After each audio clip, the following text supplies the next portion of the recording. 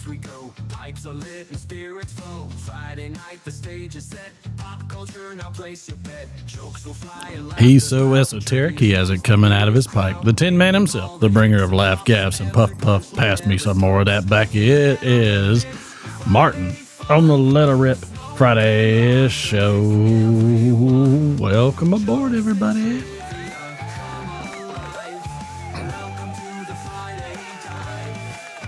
Hey, everybody. Welcome aboard. We've got, it's kind of a low key, just me and the wife tonight, just hanging out. Wife, how are you? I'm good. You all right? Yep. Turn the mic towards you. Turn it like so. There. Perfect. There we go. I did it. You did do it. Yes. You're not very loud. I'm not. Do I need to speak up more? Oh, you gotta use your big girl voice. Oh man. That's all right. Okay. That's just how it goes. You gotta use your big girl voice. I'll use my big girl voice. That's the way it does it. Let me get the chat over there to you. How is everybody? Hope everybody's doing good. Not anticipating a big live tonight just because. Can you see the chat? Yes. Okay. Not anticipating a big live tonight just for the fact of go Dawgs. Go Dawgs. Using the big girl voice there, Mike. 100%. Let's see. Sale on sweaters. You got that right.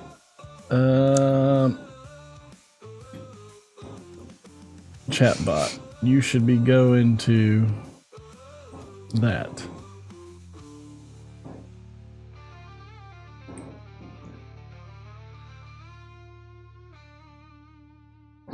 Yeah, no, had these for a long time. Had these for a while. I don't know why the chatbot didn't kick on Mike's chat, but it is what it is. So, just to run it a bit of solo for the fact that, let's see. Let me see what happens if I do one of the sound files. 2 hours later. That does Sounds work. about right. Okay, so it's definitely working. So that's fine. Hope everybody's doing well. Don't have anything really lined up tonight. Just kind of hanging out. I was trying some new things on the system. D-Man's with the family. Oh, that worked. Okay. Double Care Piper in Cincinnati. That's so much louder in my headphones than it used to be. So I fixed some things, broke some other things. I've It has a lot of points. I've cost everything mass disturbances. A mass disturbance in the force. It's a mess. It's a mess, kind of like Georgia's game is going. Yeah.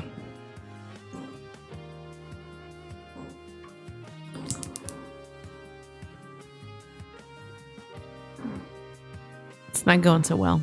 It ain't going at all. No.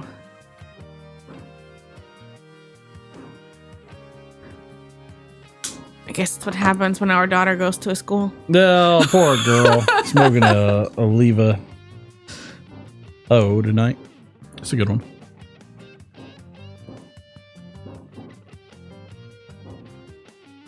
I got the heater running, so I'm not going to be able to blow a smoke ring. 20,552 tins. There was a couple. Oh, so yeah, hope everybody's doing well. Good to see everybody. Matthew's over on the grams. Georgia Tech's whooping them dogs. I am curious if Georgia loses, but they win their SEC title game, if they'll still be into the championship.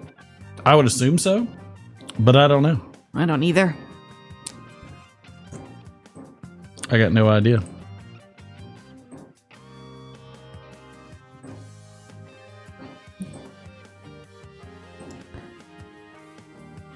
No clue.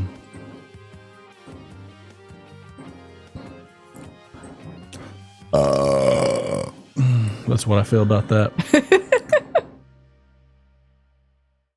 Or I guess that's how I feel about that. Hey there, California native Ryan. Welcome aboard.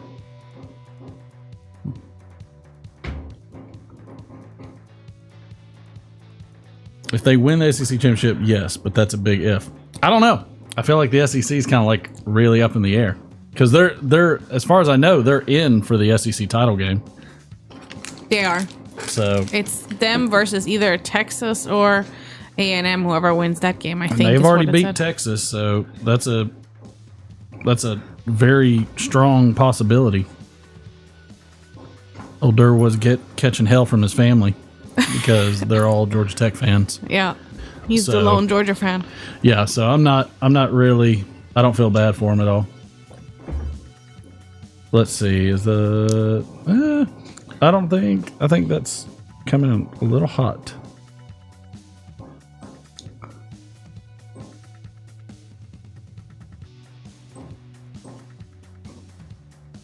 I'm gonna test that limiter a little bit.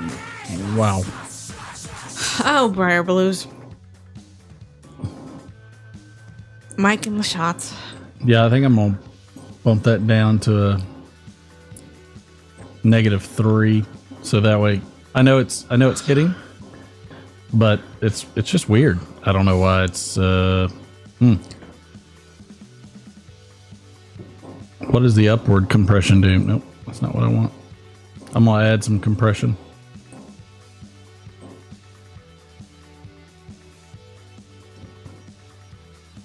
Do to 4-1. 4-1 seems okay. Georgia has that first and goal now. Limiter.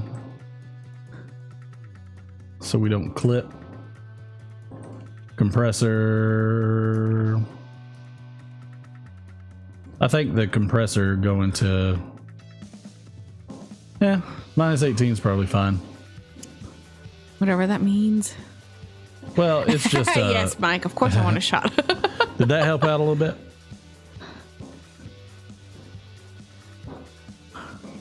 I'm hoping that helped out a little bit so it's not clipping or anything like that. Shouldn't be clipping, but I mean, it's, you never know.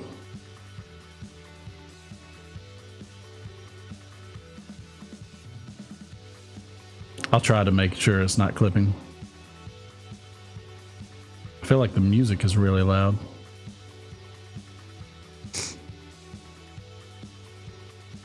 Yeah, mine is turned down though. It's not that loud for me. Well, the music shouldn't be rough. How's the music compared to the mic audio? Let's see, we're gonna drink. Tonight we're gonna keep hitting the old Evan Williams. Nice pop. I love it. That was a good pop. It was a good pop. I'm getting my plosives and my sibilants. Plosives and sibilants.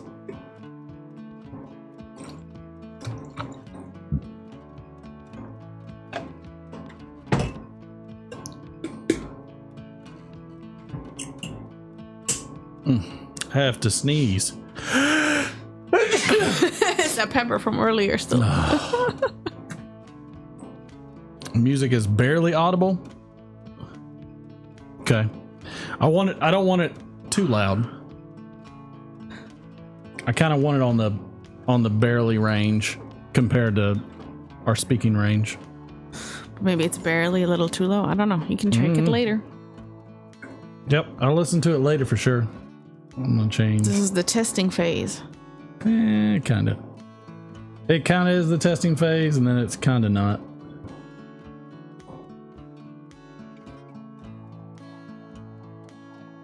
Compressor.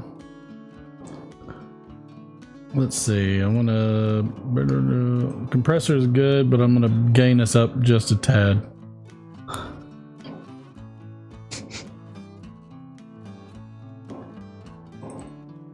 What are you doing, wife?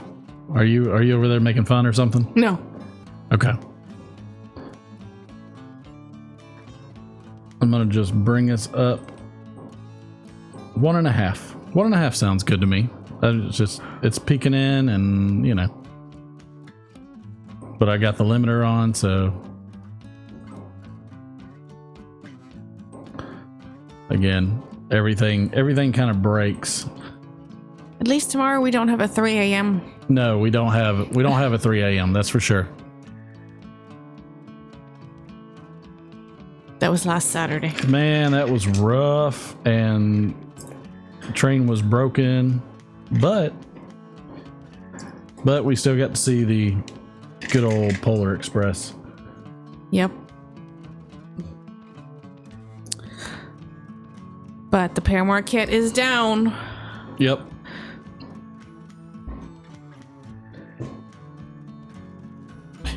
You can always take your headphones off and just come get it.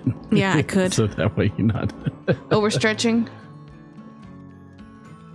3rd and goal. Mike, is the music audible at all? Simping on some Blantons. Nice. I hear you. Martin has... Dilly dilly. Whoa. Where all did I hear that from? Bit of misery. Dilly dilly. I hear it in my headphones. There's a headphone over here, I think. Oh. Dilly dilly. Dilly dilly.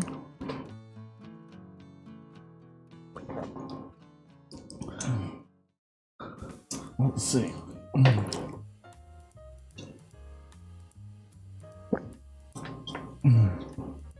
Take that off. And 4th and goal. Georgia's struggling. Yeah, they are. But as I said, they technically don't have to win this game. If they win the SEC championship. Yeah, I mean, technically. If Beck can earn his Lamborghini. Oh, thank you, Mike. You don't hear any music there, Mike or Matthew? It's kind of just for background, like slight background. Oh no, Georgia missed that. Oh, yeah? I haven't seen... Oh, you're watching it. I'm just doing the play-by-play playcast. Should have watched it. Oh, Georgia. Oh, there was a flag. Ooh, flag on a play. But was it on the offense? Was it holding? I don't know. We'll see. All right, what about now, Matthew? Do you hear it now?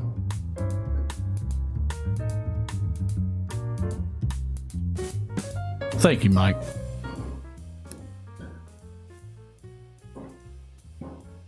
But yes, last weekend we had a quick trip to Michigan. We did have a quick trip to Michigan. We flew out at 6 in the morning, landed at 8, and spent a couple days there and flew back Monday evening. Excuse me. I'd like to ask you a few questions. 1st and goal. You know what? Chad, that sounds like an excellent question for Chat GPT. I want to copy it, but it won't let me. I don't really want to type all that out, but I'm gonna. Wow. You can take a picture of it with your phone and then copy it and search Chat GPT from your phone. Let's see. And 2nd and goal. Oh, here we go. I They're can't struggling. copy it. Let's see what Chat GPT says about that. Yeah, because I have no idea. Oh, here we go.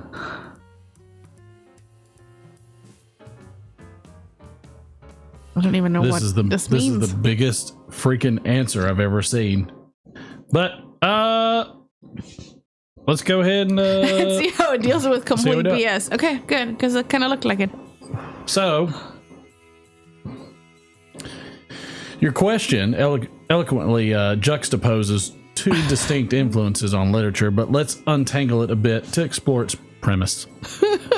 The literary developments in the 18th century European Commonwealth, such as Poland, Lithuania, were marked by Enlightenment ideals, emphasizing rationality, classical revival, and political commentary. Writers from this region often engage with broader European intellectual currents, blending local traditions with new styles. This period saw a push toward modernizing literature and refining meter, structure, and themes in a way that reflected social aspirations.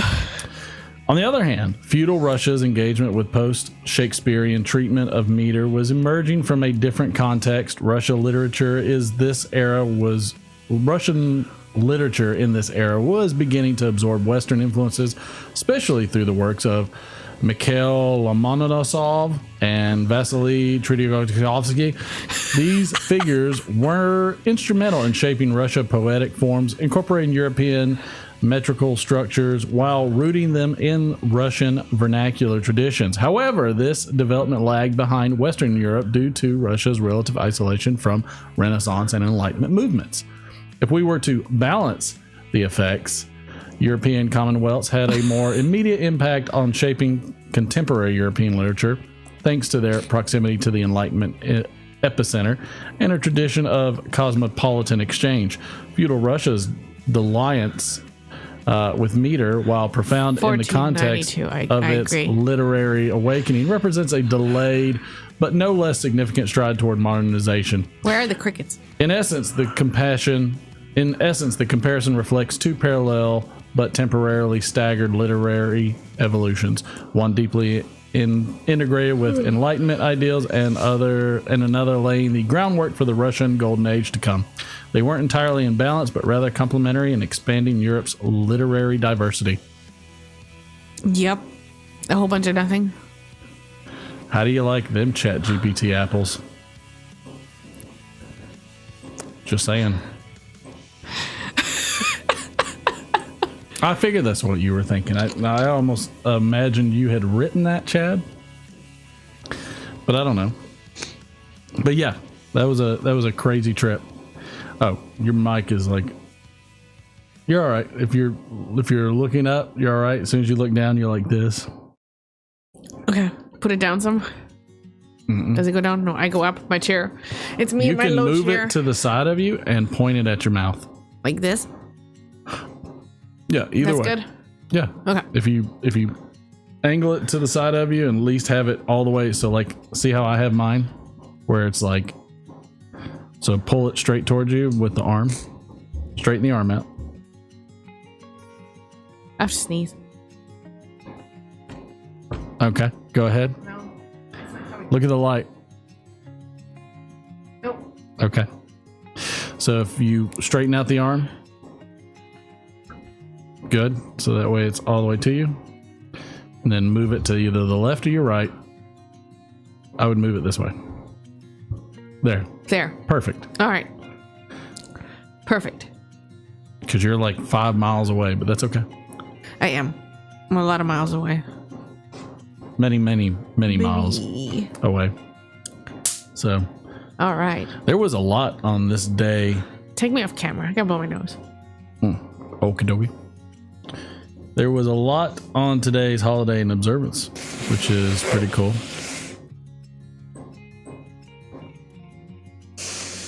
Derek's like, I thought we had the night off. I'm sure you did. Oh, Derek.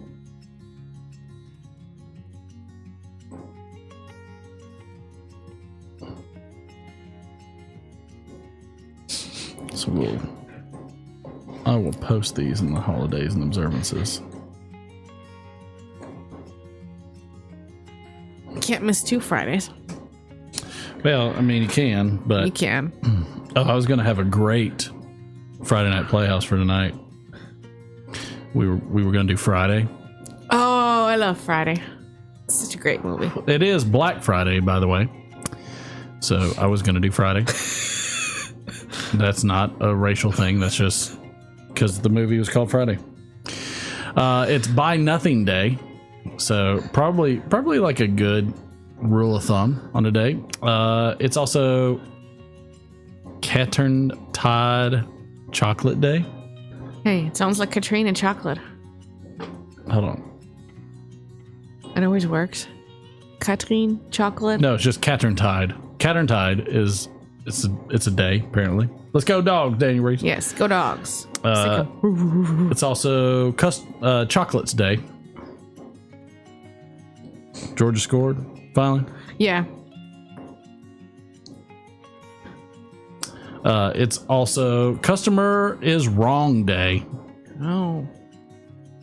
Day after Thanksgiving. That's kind of a given. So it was okay. Electronic Greetings Day. Clean your teeth. It's also Flossing's Day. Mm-hmm. Unless it's the dance, which is okay too. Could be either. Fur Free Day. Fur free. I don't know why it's getting cold. I know, right? International Day of Solidarity with the Palestine people. International Systems Engineer Day. Thank you. I appreciate that because that's what I did. Yes, good job. It's your day. You're such a smart ass. Lincoln's birthday, in case you didn't know. No, I didn't. But now I do. I probably will forget. Did you know Lincoln is the one that officially made it Thanksgiving? I did not. National holiday. Let's see. Day in Indiana where it is a state holiday. Okay. Maize Day. M-A-I-Z-E. So that's Maize? maize. Maize? That corn. Must It's be. another word for corn. Oh, okay. National Day of Listening. That makes sense given Thanksgiving, all the holidays and everything. National Flossing Day. We saw that one already. Thanks for repeating it. National Leftovers Day. That's for sure. We're going to have that tomorrow. Yep. Well, tomorrow we have Thanksgiving. We have our Thanksgiving tomorrow. National Lemon Cream Pie Day. Interesting. Gross. Let's see. Native American Heritage Day. Good with that one. President's Day. It's another good one. Random Act of Kindness Friday. It's okay. I can go with that. Robert E. Lee Not for Day. people Black Friday shopping. No, it is not kindness at all. Sinky Day. Say what? Sinky. Not Slinky. Sinky. Not like Helsinki. Sinkie. Could be. I don't know. It's a square dancing day. Throw out your leftovers day since you didn't eat them. And your welcome giving day. Martin doesn't throw out leftovers that quickly. I eat them. Developmental Language Disorder Awareness Day. Global Champagne Day. Ooh, I like champagne. Hard Boiled Guy / Girl Day. Okay. International Necktie Day. Huh. Mammography Day. Mammography. Yep. Meatloaf Appreciation Day. And I would do anything for National Chocolate Day. Cupcake Day. National No Beard Day. I screwed that one up. Yep. Newspaper Okay. Comic Strip Appreciation Day. I'm always good with that. World Menopause Day. Not good with that. World Student Day. Got one almost out. So yeah. Those are dim days. Hey, we even saw Canada this week. We did see Canada. We saw Mike, we saw your homeland. Yep. Across Lake Huron. We went to Lake Huron, got some stones. Almost sounds like it got stoned, but got some stones. So that was good. Next time we go up there, we got to drive over to Toronto. We do, because I think that would be pretty cool. Yep. We need a couple extra days for that. How are we going to do that with a rental, though? You can take it to Toronto. I've already figured it out. You can take rental cars to Canada, but not Mexico. So we could have went to Canada. We could have. We didn't have that much time. We didn't have enough time. But we can next time. We can go to Toronto and eat some poutine. Some poutine. Some poutine. And little man wants to get maple syrup. He does. He wants to get Canadian maple He syrup. does. Oh, Georgia just got scored on again. Don't. Georgia is Carson Beck is not earning that Lamborghini. Georgia is crap in the bed. I gotta check my smoker real quick. Got a brisket going because I do that for Thanksgiving. Yep, because Toronto is like any other large city, just uglier. I've just never been to Canada. I mean, I can see all those things. Looks like got one part to 160, so the butt end is at 164. The other part's at 140, so still got a ways to go. Yep, our niece called and she requested that Uncle Martin please cook a brisket. And she got very excited. Oh, just uglier. Got it. Yep, that's what he said. It's still another city. But it's, going to another country and then maybe driving over to Niagara Falls. Now, technically, the boy never got to ride the Pierre Marquette, and we're not allowed to post anything. Nope. But it doesn't mean I can't show something. So that is McFly in the engineer seat. Yep, it's in the shed of the Pierre Marquette, which is really, really cool. So I love that he got to sit in the engineer seat. Touch the controls. Thankfully, the wife thought it was she did a good thing. She let him trespass. We decided to trespass. And walk up to the shed and knock on the door because the door was open from the side. Yep. And so the boy got his dream, which he gets to do that most nobody else gets to do. Yeah, because they let you see it. Otherwise, they pull it out to for people to look at and take a picture in front of at the train ride, but they don't let anybody in it. No, they don't let anybody. But the gentleman was super nice.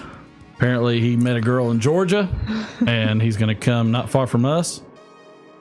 You're always invited, Cincy. Bring all the Weller 12 you got. But so the wife said, let's just go to the shed and just see. She knocked on the door. The guy came up. He seemed not too terribly interested in letting us in the, what is it called? It's not called a shed. It's called the Ironworks or whatever it is. The Steamworks, that's what it's called on Thomas. Yeah, but it's something where I don't know. Where they're put in place. But so he got to go in it, and the guy did not seem too terribly interested, but I did some small talking. Not sure if that's what did it, but maybe he was just trying to get me to shut up and said, why don't y'all just come on in? Yeah. And this is a picture. Hold on. We were like, okay. All right. Shows the side, how big the wheels are. You can show them. You got a camera right in front of you. I have a camera. Is that, no, so this way. Yeah, that's him in front of it on outside. They just have it for display when you ride. Turn the brightness down on your phone. This time I turned it up. There you go. Perfect. Yeah, and you can see it got brand new wheels last year. Yeah, got brand new wheels. So this is how big the wheels are. It's crazy. Though most of you probably are not interested in trains. Just the fact that he got an opportunity to go and see it.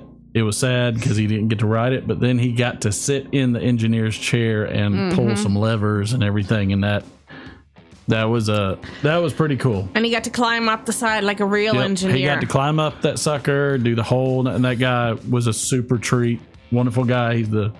I won't dox him, but anyways, he's a great guy, and we're going, next time we see him, we're going to do something for him. It was awesome. Because that was kind of a once in a lifetime. Oh yeah. Because they don't just let anybody, you're not allowed when people could go look at it, you're not allowed in there. No. So we got to see in the firebox, which is huge. It's like a freaking room. It's like a spare bedroom. So I didn't realize there was so much there. I didn't realize it was also it was screw fed, like a Archimedes screw kind of fed. It's screw fed, or it can be manually fed. I was like, this thing is really cool. And there are so many knobs and turns and levers and pulleys and all. It's crazy. It looked like a significantly more complicated version of the Wonka-mobile out of Willy Wonka and the Chocolate Factory. And I'm amazed at looking at that thing that nobody that train didn't blow up. But apparently there's only 2 left in existence. And only one is operational. And that's the only one that's technically would be operational, but The other one is just on display, also in Michigan. So pretty cool. That one was a lot of fun. So we were excited to see that.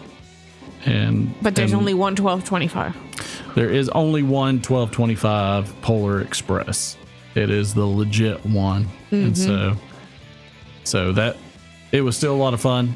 You know, the boy felt obnoxiously old for doing it, but you know what? It was what it was. So I talked to him and he said if he got the first, I don't know if you know this, but he told me if he got the first gift of Christmas, he was going to give it to one of the little kids. Oh, that was sweet. So,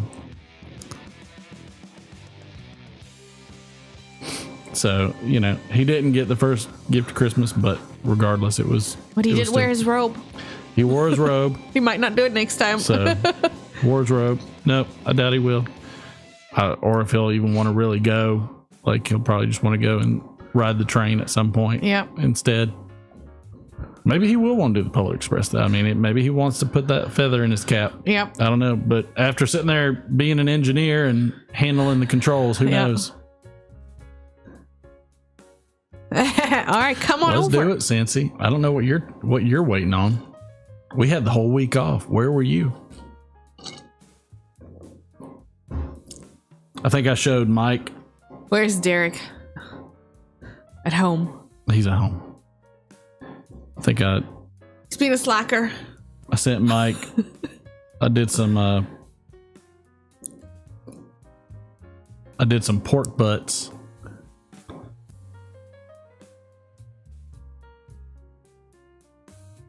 I did some pork butts about a couple weeks ago.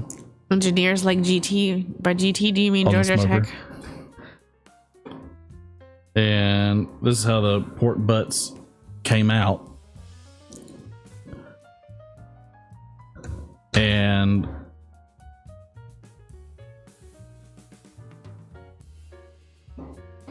that's how right before I pulled them. And then, there's me. Yeah, there's me pulling them. Pulled pork. And then, just for fun, made some sushi. Made some salmon nigiri. Oh, this was little man on the flight. You also got to sit in the cockpit. He got to sit in the cockpit on the controls.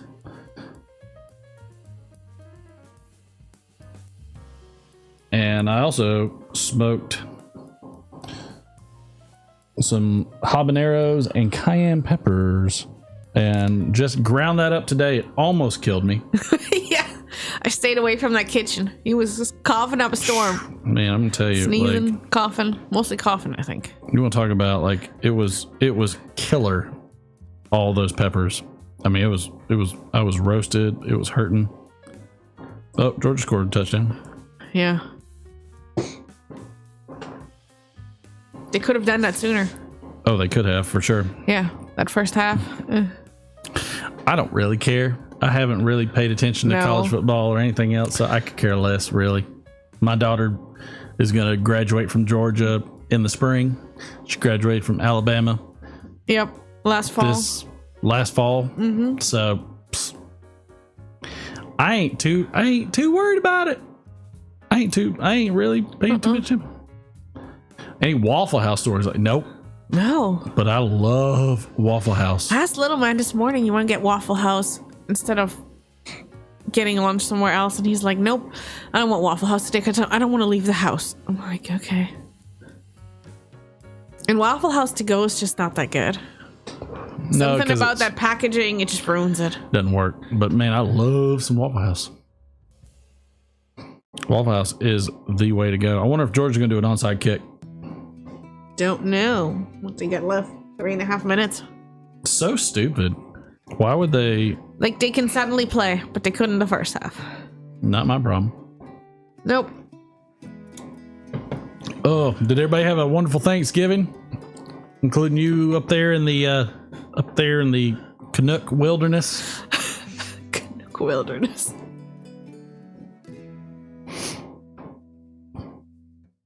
Oh, there was a flag. Oh no. Probably didn't kick far enough. Yeah, I smoked them. Yes, in October. That's right.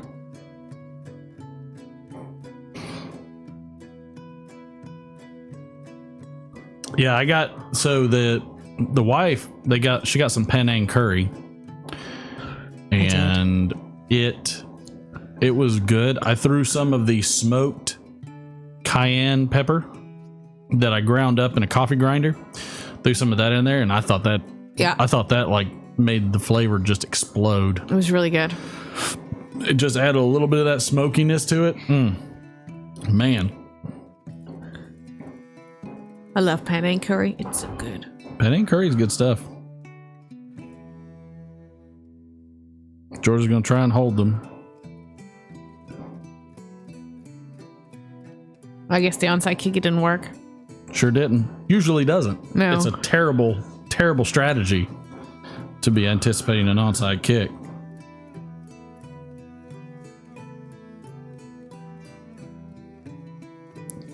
Very curious how this game ends up going.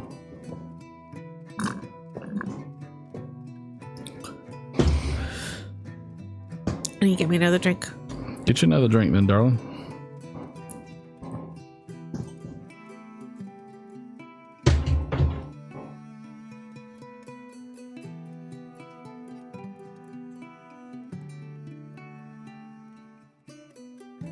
Did he pull that in? Holy crap. That Georgia Tech receiver just pulled that freaking thing in. That was amazing.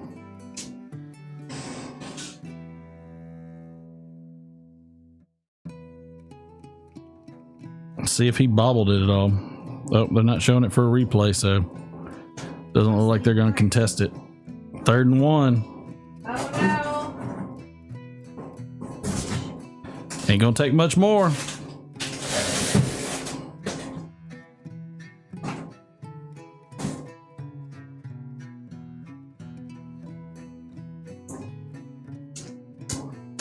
Georgia might have got a fumble. That would be amazing if they got a fumble. That would be. Probably not though. It looks like they got a fumble. They did get the fumble. No way. They got the fumble. Fumble Rooski, babe. Fumble Rooski.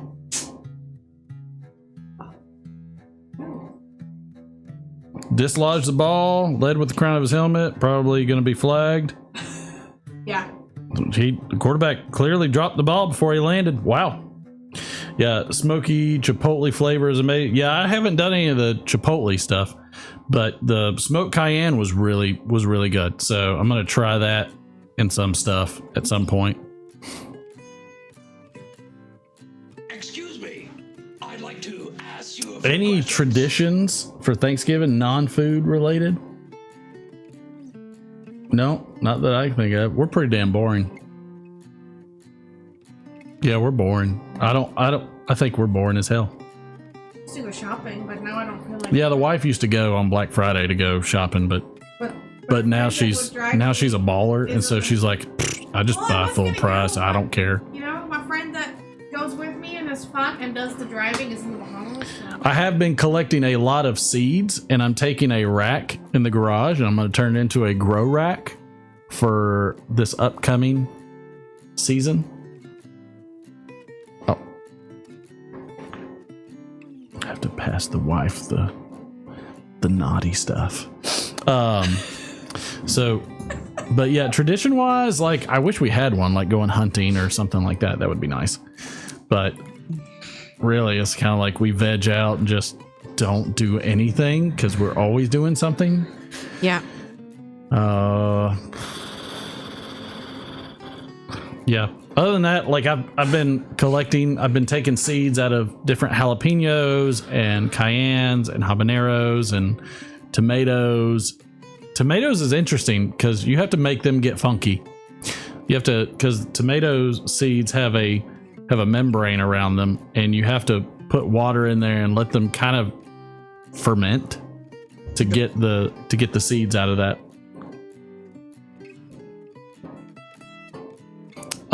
Let's see. I get on Steam and buy video games. That's a tradition. The Georgia Tech does have the ball. So it wasn't a fumble? Like, I don't know. Gamecast says Georgia Tech has the ball.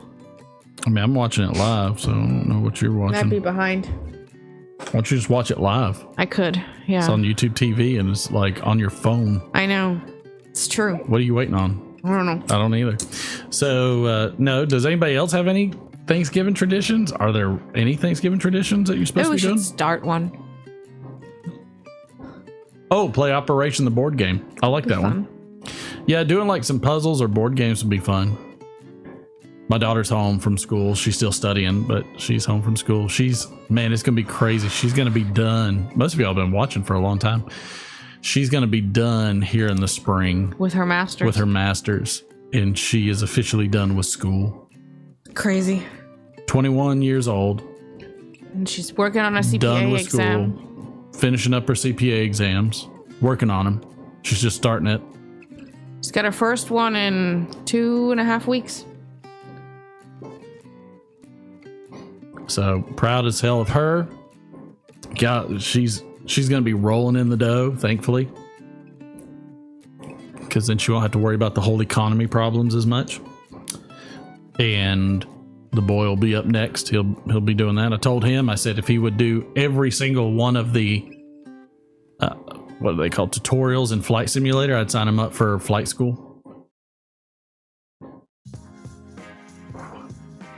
I wouldn't be upset to have a pilot in the family. It'd be nice to rent a plane instead of having to like board any of the other freaking planes in Georgia.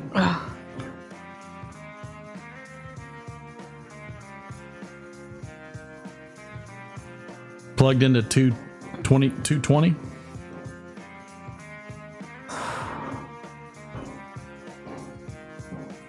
Georgia's got the ball. Georgia has the ball on their 35, or on their Georgia Tech's 35.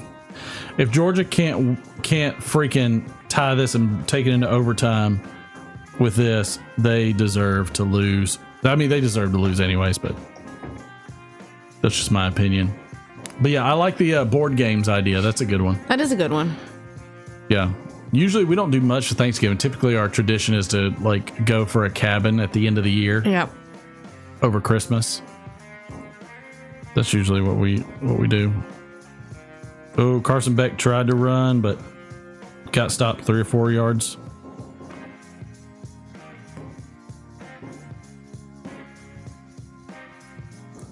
I'm getting tired of these splits in my cigars. Those are pissing me off. Oh, internet decided to be a piece of crap. Maybe I should not stream it. And the audio shot through the roof. Go to the filters, compressor. Let's drop that back down to 0. Because I don't like that freaking flew through the roof on the audio. Let's see if the internet comes back. I don't know. It's been a hit and miss for a while. For what? I don't know. It's what Mike said. Oh, the internet? Probably. I mean, Georgia too, I guess. Probably Georgia too. Yeah, I see it popped up. I wonder why it popped up.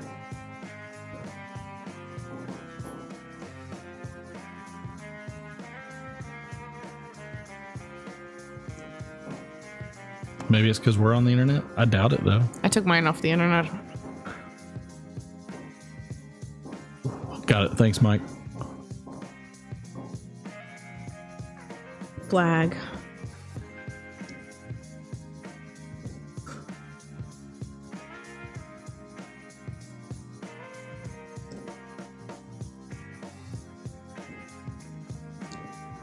Oh, pass interference on Georgia Tech. Yep, I saw that. Can't remember if it's from the spot of the foul or not. Let's see. Oh, wow. Mike doesn't have enough. No, it's not fully smooth. I see it bouncing around like garbage right now. And Chad had enough for shots. Thank you, Chad. Because if you're drunker, you don't notice it as much.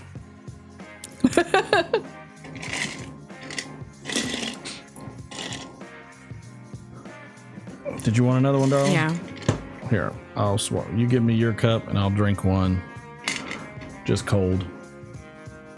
Huh? You're not on the camera, so take your headphones off and bring your ass over here.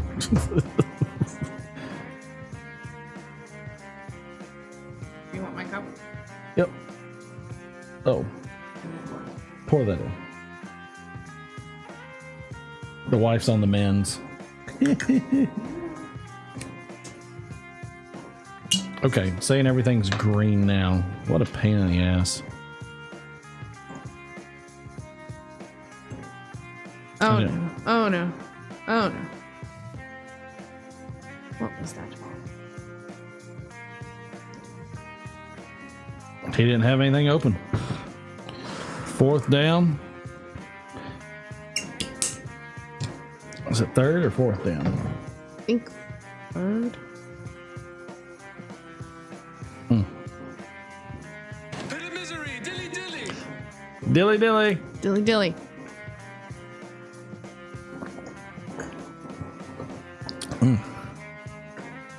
That's a good bourbon.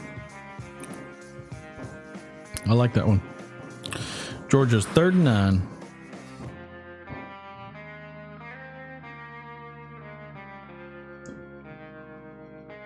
Get it, Carson.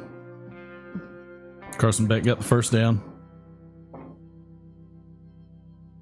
With his feet. Maybe if he was using his feet a little more.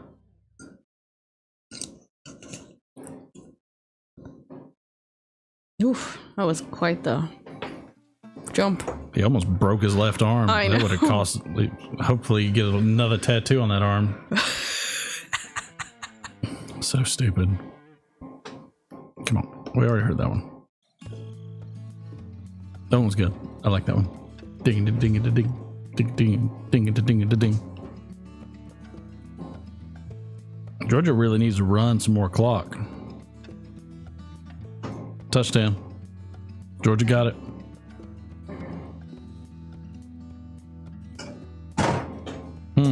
Wow. If Georgia comes back from this, Georgia Tech should be so pissed.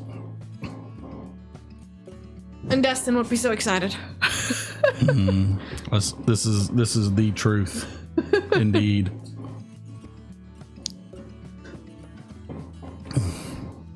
Trying to think. I think Thanksgiving, usually doing the live stream is probably a tradition.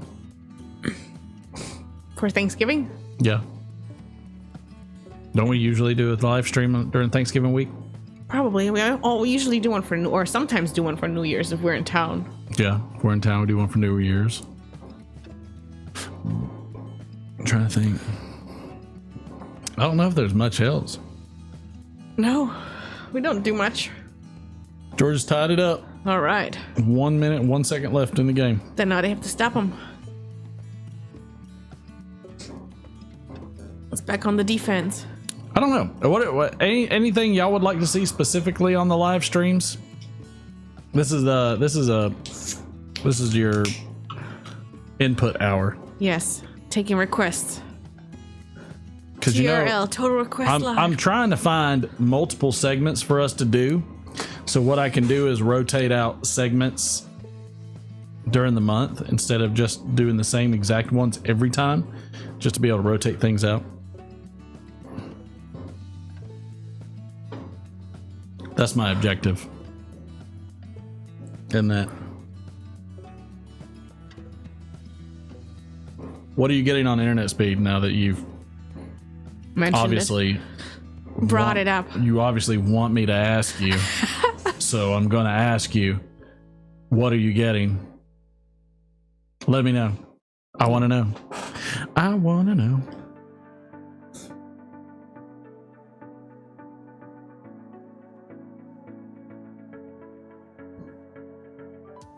Georgia Tech, or Georgia should have done a bit of a squib kick. Knocked it, try to get it like right in front of the end zone. End zone. Maybe Georgia's just nervous they would run it back. I mean, I don't blame them.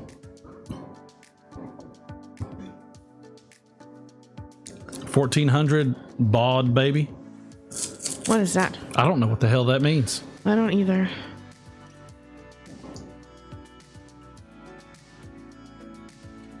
Georgia just has to 982 on the download. Yeah, I get close to that in the download in the house. I get like 250 down out here. Oh, 1400. Is that what chat says? Internet, maybe?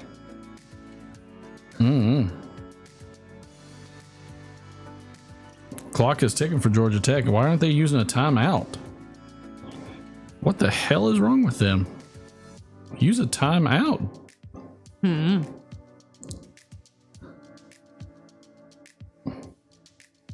don't know. That was a great screen pass, and they got owned. Oh, that means you're old. Understood. I'm old too. I'm gonna reset the thing real quick just so I can see what the downloads and everything are gonna be. I mean, the reason that I'm doing it this way is because I'm also streaming to the other YouTube channel and to Instagram, and I'm just trying to see how I can tweak it to get it going the right way.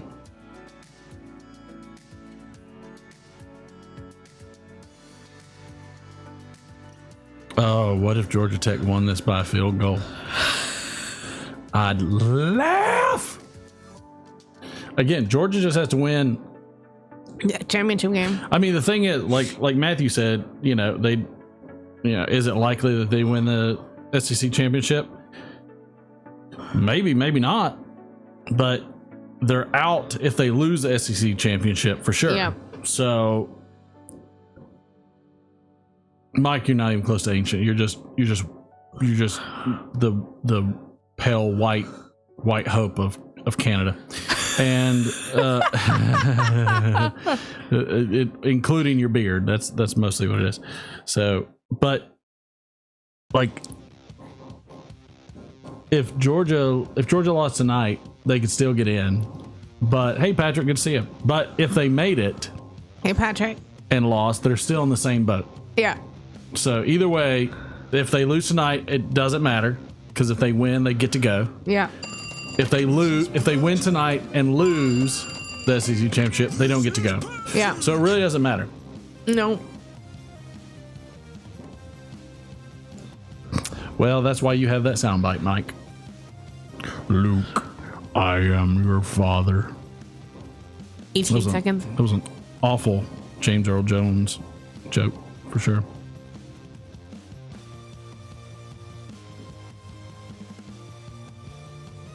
Oh, he dropped it. Looked like he had control. I'm not sure why we couldn't have got a fumble on that. Apparently, no. I say we like I went there. I didn't go there. My daughter went there, and she doesn't give two shits about the game. No. And I love her for it. She went to one game. She went to a game. Last weekend.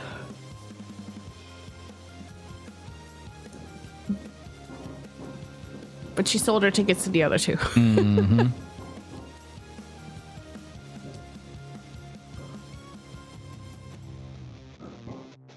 Might have to do some trivia. Yeah, I might have to look good. that up and see what the trivia is. Georgia blocked that one. That was a good block.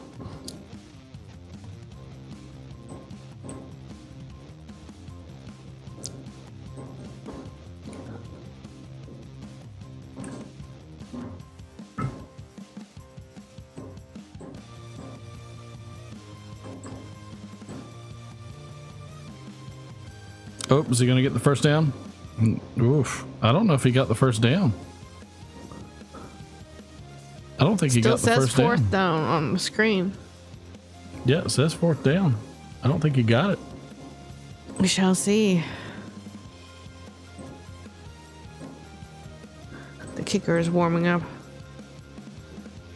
Dude, if he kicks a bomb, then he deserves it. Let him do it.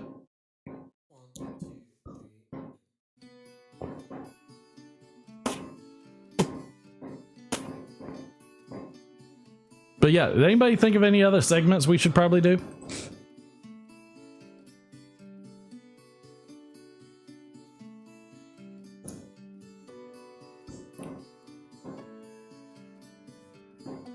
Patrick, we've already done 2 shots. Where have you been? Not here.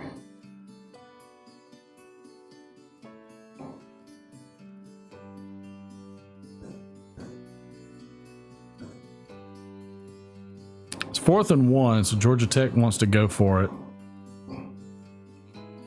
Because to them, it's if they get the first down, they get to kick a field goal. If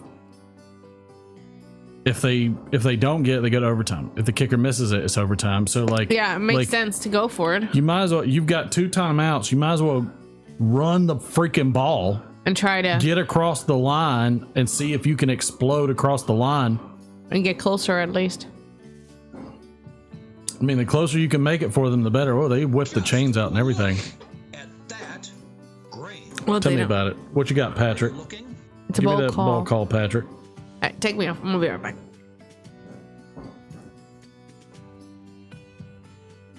This feels like old school lives that we used to do back in the day.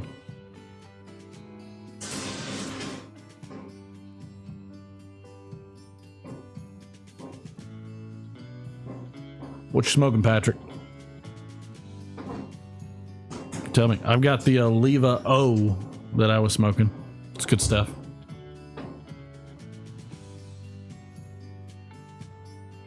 I'm gonna eat some chicken and rice that my mom makes. She makes chicken and rice with cream of mushroom. It's like a casserole. So good. I throw some soy sauce on there. I think I'm gonna throw some of that smoked cayenne pepper on there, because again, I smoked that cayenne pepper and I smoked those habaneros, and then I stuck them in a coffee grinder, grind them down. Haunted Bookshop in 7LA67KS 2024 St. Nicholas pipe. Drinking a Takata beer. I like it. I'm drinking a Sammy's Oktoberfest.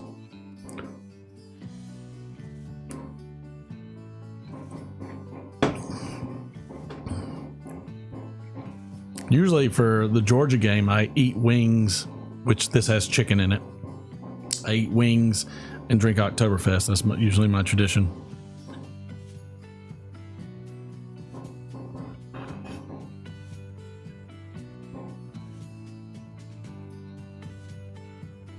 They're trying to make it to that field goal line.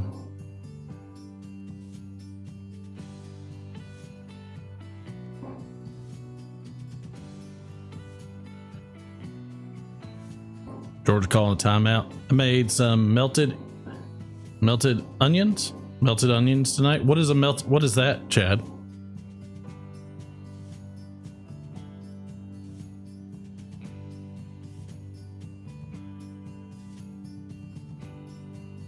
What's the melted onions? Escudo in a Castello. Of course, Escudo in a Castello Naturel Virginia Opera pipe. Drinking an Italian Primatavo from Abruzzo. Of course, it's a bunch of Italian I can't say. Thank you. Sounds good, though.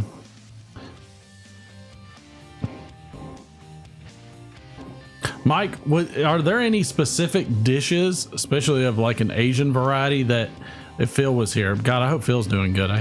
I've seen a little bit of what's been going on with him. Do you think there's any specific good dishes that would do good with like smoked cayenne or smoked habanero? I might smoke quite a few of them, and I might smoke quite a few more this coming season, because I kept the seeds from all the plants that I had this year, because Phil's in Oregon now. Yeah. I kept the seeds because this Canadian that I watch that does like farming and things like that, homesteading, he says you want to keep the seeds because each season the plants become more and more acclimated to your specific conditions of your soils and your environment, and you'll reap the benefits of crops that are used to your environment, and they'll program themselves over time. I don't know if that's true, but it sounded so freaking good that I'm doing it. So just an FYI, I'm doing that with broth and balsamic thyme, salt, pepper. That sounds good. Couldn't you make like a French onion soup with that, Chad? Swinlet tong, hot and sour soup, and some Szechuan dish. Okay. Because I'll say this, like the smoked cayenne is not nearly as hot as I thought it would be. I haven't tried the smoked habaneros though. So I mean, I've got them in spice jars, so like they're ready to go.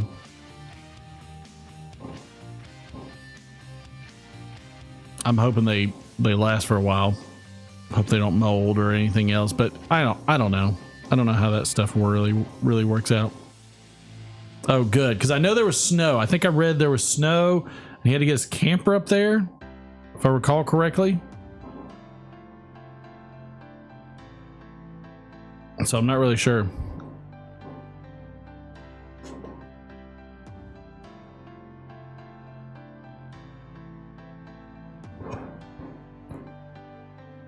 Nope, not throwing it. All right, going to OT.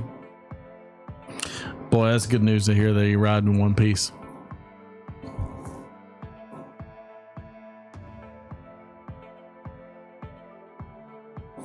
I would be good with some melted onions. I love onions. I didn't realize, so I'm starting to learn more on the culinary aspect between your salts, or between your acids and your bases, your aromatics, and I'm trying to work around those. I didn't realize that sugar was an acid. That blew my mind. I couldn't even imagine it. Yeah, I think it makes sense, Patrick. I mean, again, it's a Canadian guy. I don't know if Mike knows him, but it's a Canadian guy that like sells a lot of his seeds and to other Canadians and grows specific vegetables in that Canadian climate. And so it would make sense that you could program your plants at some point. I don't know. I really have no idea. It just sounded good. So the things that I kept, one of them, I don't know if y'all have seen this website, but Do you know who I am? I know who you are. Welcome on board, sir. People know me. My Oh, I'm apartment glad your Wi-Fi came back on. smells of rich mahogany. But I don't know if y'all know of this website. If not, let me know. But Somalis, it's a German website. Let me turn that brightness down.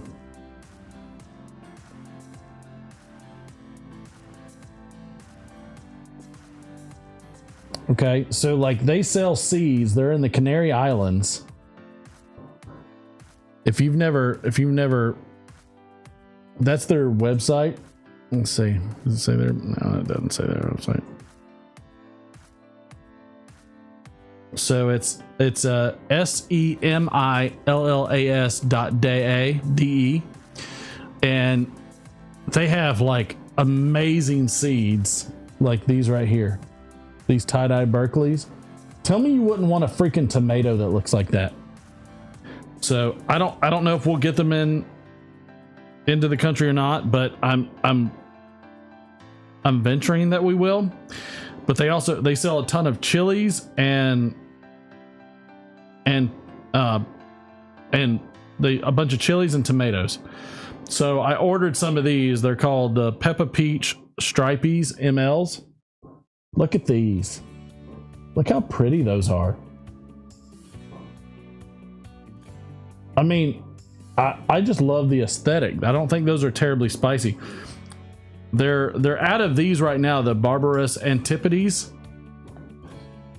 But these are actually a cross between bell peppers and a cross between a bell pepper and I think a Carolina Reaper, of all things. Bird eye peppers. Bird eye peppers. I wonder if they have some.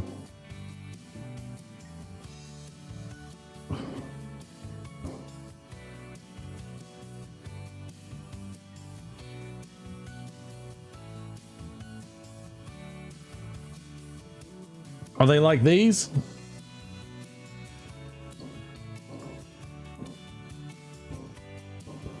I did notice that there were some peppers that have kind of an aromatic.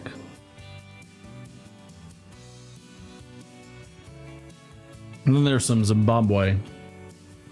Here's some Zimbabwe.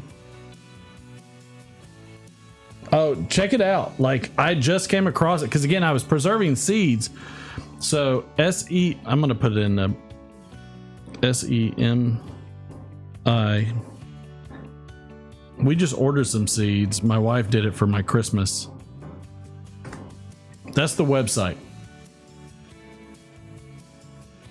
It's a German website, and it's a German company, but it's in the Canary Islands.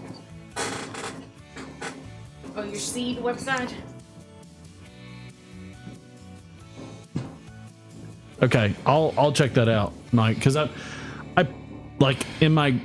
planning on the shelf to grow and get them into seedling forms. So a couple of them that I have are burgundy okra. I don't know, has anybody, like, put in a thumbs up in the chat if you've heard of a burgundy okra. I hadn't before, but Tax haven. what does that mean? Tax haven? Oh, being in the Canary Islands? Income taxes and stuff, yeah. Probably. But if you've heard of, you talking about the Barbarous Antipodes? They don't have a Scoville level, but from the reviews that I saw on them, they're a heat of like level 6. So let's see what a cayenne. So they're heat level 6 per this website.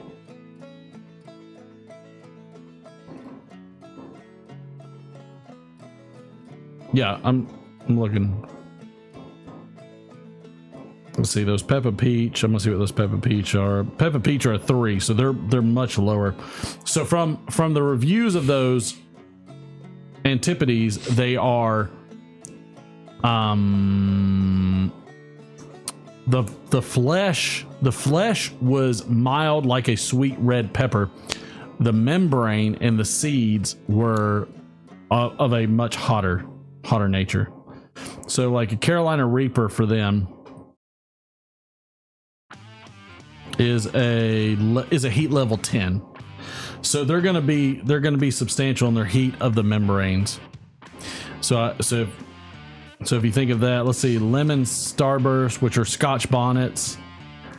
By the way, I did do some Scotch bonnets too. So Scotch bonnet is a level 6. It's a Scotch bonnet and Bohemian goat pepper. So that's a level 6. So it's about the same as a Scotch bonnet is basically what they're thinking over there, Patrick.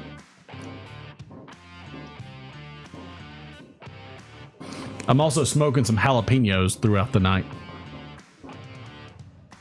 But I ordered some of these, some Sugar Rush Stripies. Look how pretty those are.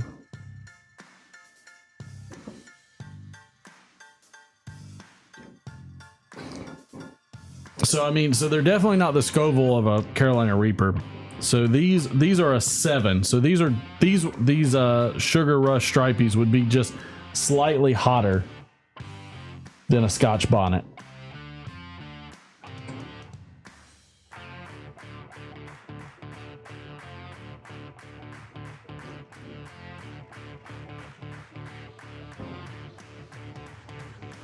Well, these actually those Scotch bonnets were a little bit. So these are Scotch bonnet MOAs. So those are an 8. So relatively speaking, they're probably not terribly hot.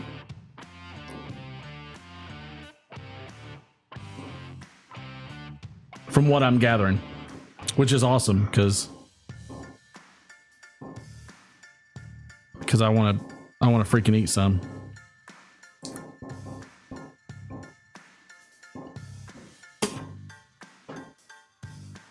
Are they in overtime? Oh, they're in overtime. Yeah, Georgia's scored. Overtime. They just scored. Thank goodness. Hey, if you think about it, if they wouldn't have gone for that 2-point conversion with their first touchdown and kicked an extra point, they would have won. I don't know. My wife's talking cool things. Yeah, I Patrick, I can vouch for it between multiple YouTube reviews of the website where they ordered seeds and we ordered some. And you only get like 10 seeds per order.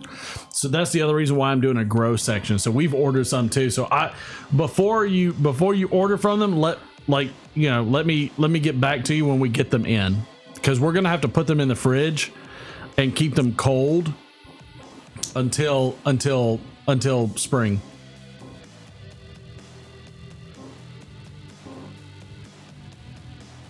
So I got some San Marzanos. I think I did. Didn't I get some San Marzanos? I didn't read it. I just ordered. My wife didn't read. She just ordered, which is okay.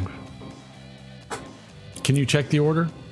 Is it on my? What'd you use for? I used your email. I ordered it from your Mike, phone. tell me about the San Marzanos, because isn't that your traditional Italian tomatoes that's in marinaras and everything else?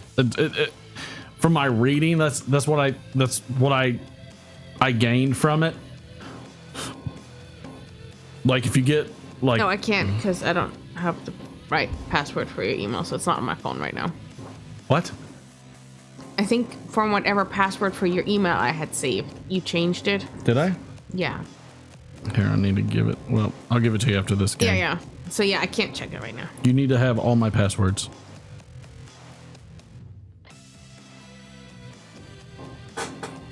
All my passwords belong to my wife. You need to have all of them because if I die, you need to be able to log into everything. Yep. San Marzano are used for homemade sauce. Yeah, that's what I thought. More flesh, not as juicy. Okay, that makes sense. They look gorgeous. Haley, my daughter thought that they look like bell peppers. Like, no, they're not bell peppers, but like every like Italian restaurant or anybody that I've seen seem to use those Marzano style tomatoes. Actually, I can check.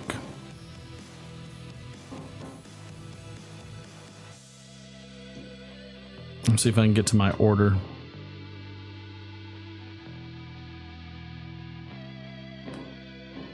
We have a juicer. I wonder if that works.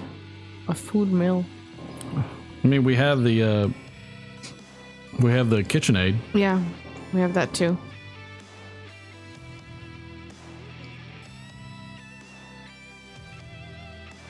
Yep, I got two orders of the San Marzano tomatoes. So that's 20 seeds, Mike. Crazy. That was 20 seeds for $6. Well, $7, right? Because the pound or the euro is about, I'm not sure it's a 1-to-1. So I did, Mike. I did get those. Not Marzano style. Romas are San Marzano style, but not true San Marzano. Okay, so I got some real true San Marzano. Mike, is that good? A mill. No, I know. Oh, I see. A mill. Huh. Does a juicer do that? Probably not. And then does a KitchenAid have a food mill attachment? Because they have all these attachments. Oh, Georgia Tech just scored.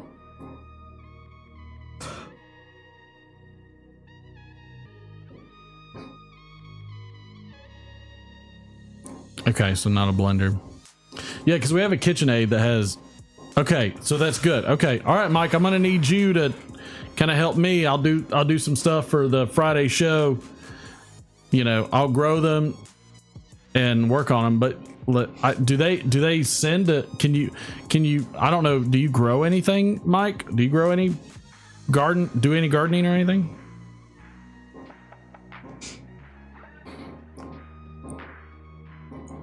I'll be curious. Fresh Roma. Yeah, I saw the Marzano and like it immediately like made me think of Mike from Briar Blues, and like hand crank food mills on Amazon are cheap. Okay, All right, we'll get one.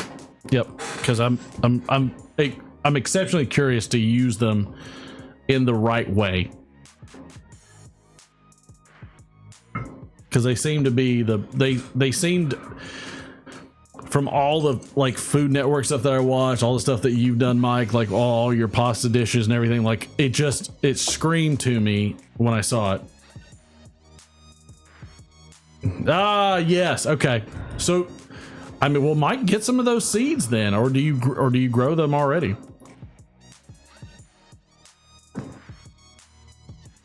Oh, he says he grows San Marzanos. Oh, got you. Okay, perfect. That's what I was wondering. All right, so I'm excited because I love tomatoes. Yeah, you do. I get it. She's a farm raised girl. I got it. So confused.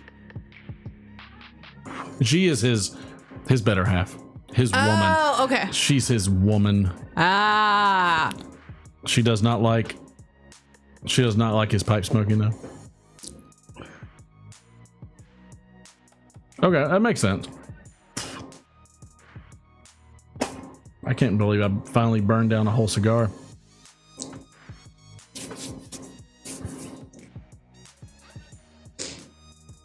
I can't believe Georgia's in double overtime.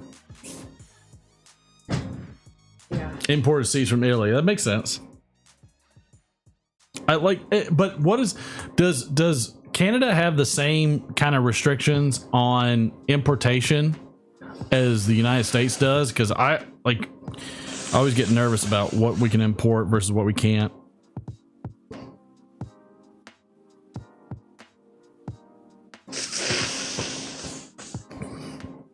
Because I feel like you can't really import anything, which is kind of funny because tomatoes came from the United States, or came from the Americas.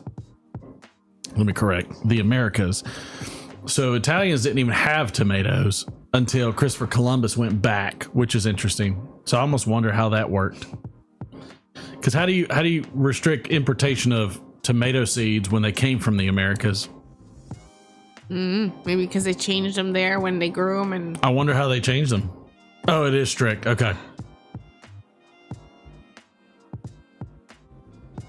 Georgia Tech just almost scored a touchdown. They're about to score a touchdown. if they would have just gone for that extra point earlier. That's crazy how strict it is. Those would be cool if you have a garden, Mike. Those would be cool to grow for sure. I like those different peppers too. Like I'm a peppers and tomatoes and okra person. Like I must be from Africa because that's where okra came from. Oh, really? Yeah, okra is indigenous in Africa, and it came to the States from Africa. Interesting. I don't know if it came on the slave trade or how it came about, but okra is indigenous in Africa. Huh. And so that came over here to the States. And so that's why you find a lot of Cajun food, especially like Creole, that is based off of tomatoes and okra. That's why it's more of a southern thing too. It's a Louisiana thing for sure. Yeah. But it's southern as well. Peppers don't do great. That makes sense. Really? The largest grower of tomatoes is China now? That's interesting. I mean, it's interesting, but it makes sense. They've got a climate for it. I would think Mexico would be the biggest, but China has more area. that's true, Mike. Yeah, that makes sense. That's why that Canadian guy that I saw was like, keep your seeds and plant them each year, because like your seeds might not come from a climate that that was grown in your area. Yeah. And so if you keep your seeds and you continuously grow them, then and continuously pull your seeds, that they should get programmed for your environment.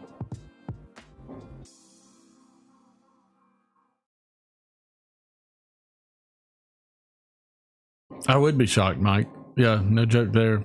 That is interesting though. I mean, I know we get a ton from Mexico, especially in the fruits category. But that's crazy. That's really crazy. Like that kind of boggles my mind a little bit. Like I just wouldn't think. I really just wouldn't think about it that way.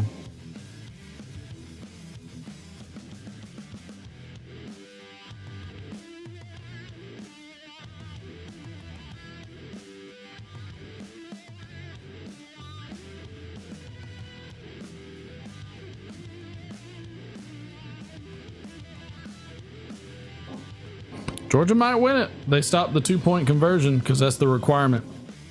Well, first they got to score a touchdown. Smart play. Yeah, that does boggle my mind though, Mike.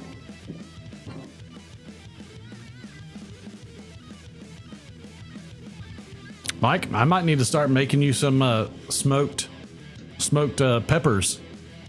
Now, can you send them to Canada? Can I send those to you, Mike?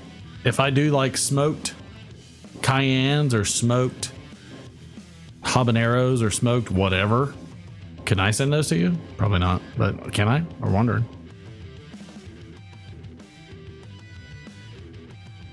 Oh, I'm sure. Touchdown. Boom.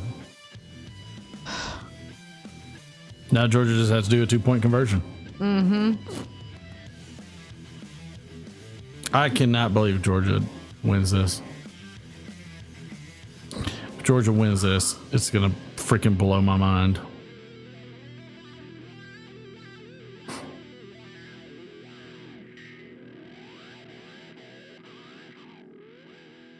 Yeah, I left the tight end wide open.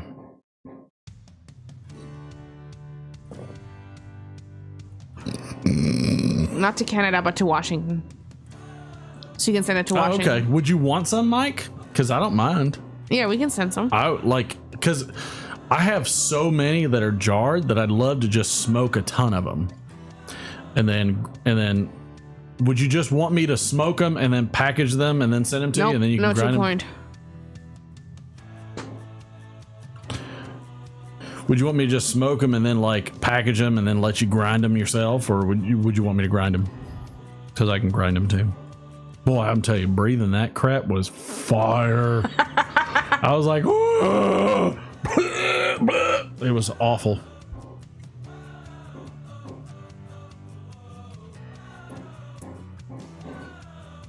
So triple overtime.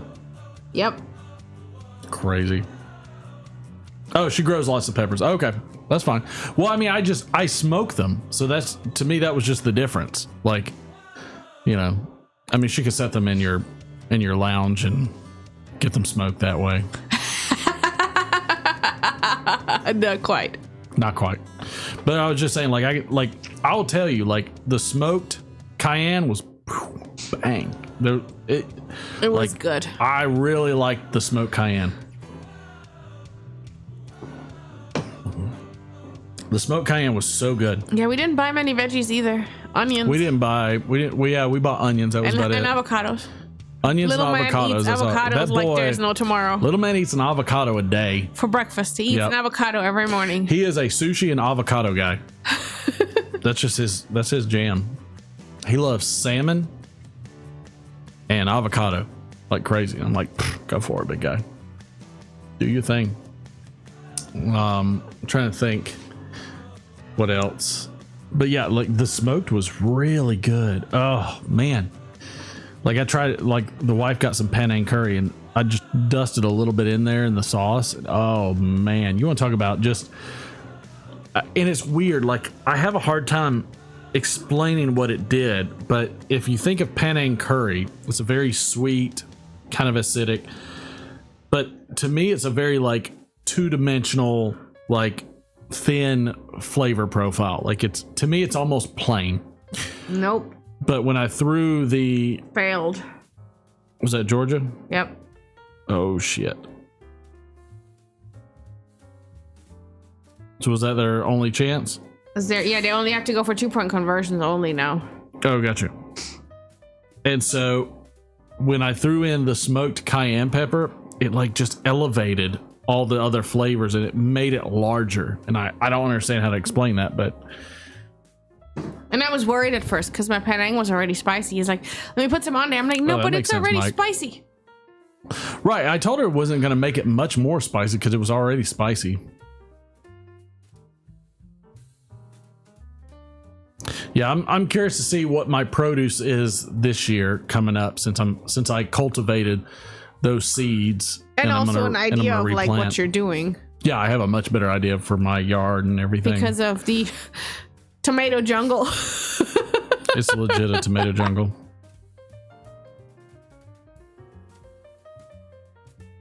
Oh, flag?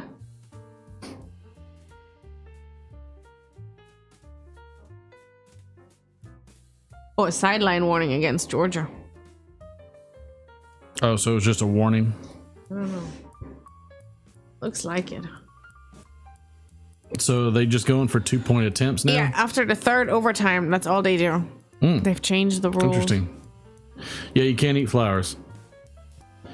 No, I haven't gotten into composting yet, Mike. I'm working on the composting. Like I need to set a bin and do that. I don't know enough about it, but I need to do composting so I can fuel my soil a lot better. That's on my list for sure. This year was just try to do the garden. Yeah, just because I told him he can't. But I wanted to take scraps, eggshells, coffee grinds, you know, like everything, and I'd like to compost it. I need to build a composting bin for that, from what I think. All right, let's see the Georgia Tech 2-point conversion. What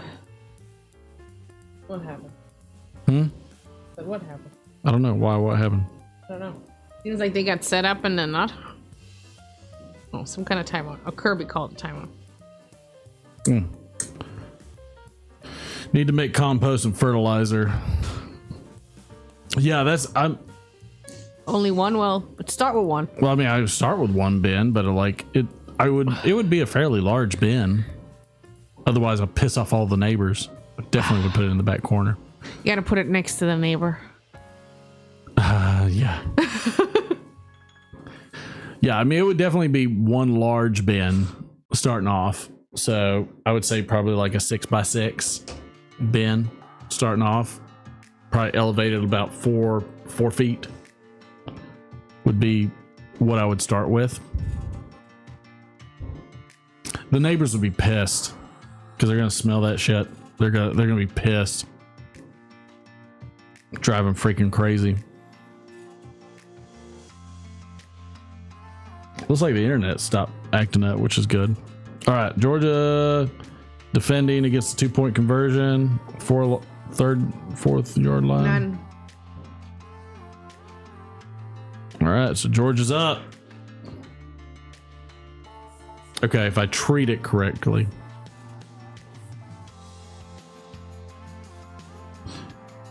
Well, how the hell am I supposed to know that, Mike? How do you make homemade fertilizer? I don't know. To me, the homemade fertilizer was just you throw all your shit in the bin, like your cat poop. scraps, your scraps, your eggshells, your coffee. Like no, that's the compost. I think that's different than homemade fertilizer. I assume. Oh yeah, that's true. Well, he's talking about you need to make compost and fertilizer, so I guess they're two different things. I think so. Probably. Yeah. I can go get horse shit from somebody's thing. Use a cat poop.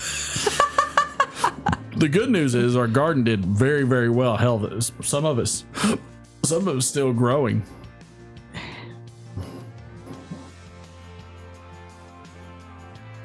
And I need to cut it all down and get rid of it.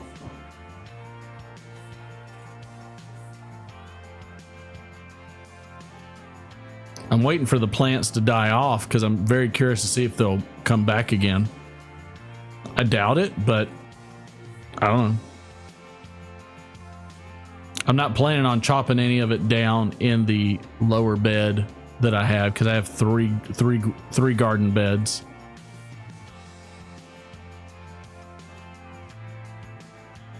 Right. Yep.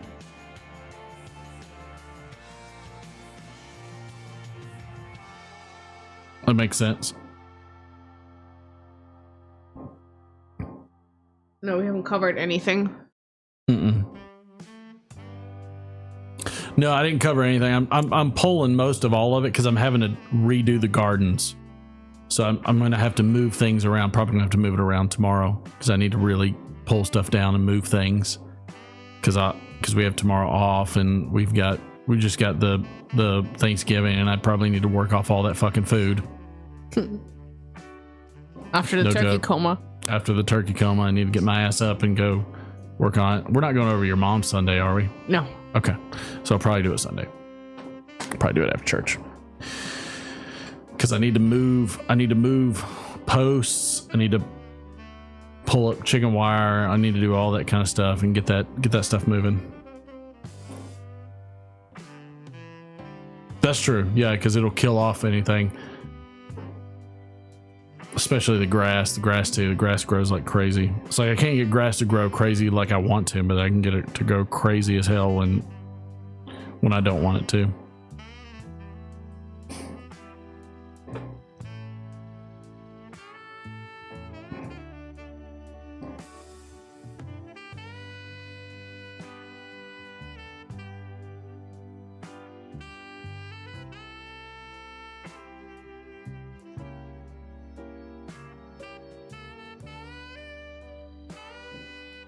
So there was a flag, probably for holding. Yeah, but nothing happened. Yep, Georgia, so you're not going to get it. Oh, there's another flag.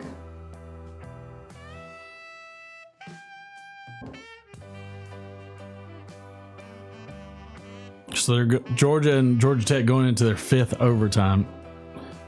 I'm not sure Georgia and Georgia Tech have ever went to a 5th overtime before.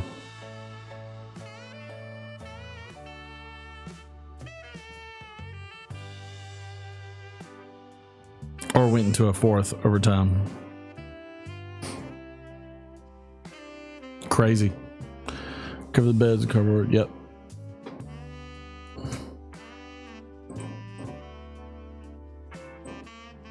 You eat much fish? Yeah, we love fish. If so, don't toss out the scraps. Fertilizer makes sense. Yeah, we do. We love to eat salmon or red snapper or whatever it is. We definitely eat plenty of that. Bones and all. Okay, that makes sense. It'll break down, I guess. Which will be good if it breaks down, because we would need that to definitely break down. So Georgia's got to go first on the 5th.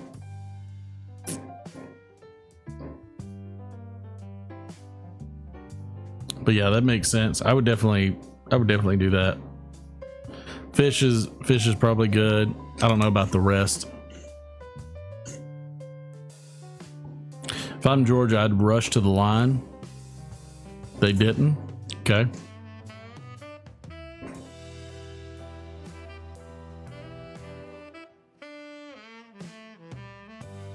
No tailback.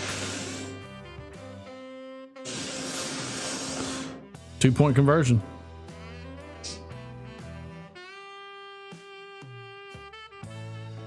Why couldn't they do that the first time? All right, Georgia's up. They just got to keep Georgia Tech from getting the 2-point conversion. Okay, it all breaks down. Yeah, see, that makes sense. Like, then that's good to go. I'm not worried about that. I wonder what got the live all bent out of shape earlier. Now it seems to have no problems. Weird. I'm enamored by this Georgia game because it's like they should have lost this game already. Right now they're gonna, if Georgia Tech scores, they're gonna go into a 6th overtime, which is crazy to me. If they go to a 6th overtime, that's just bonkers as hell. Yes.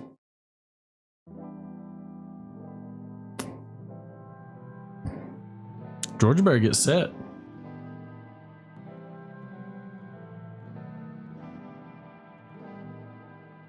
Crunk at the game.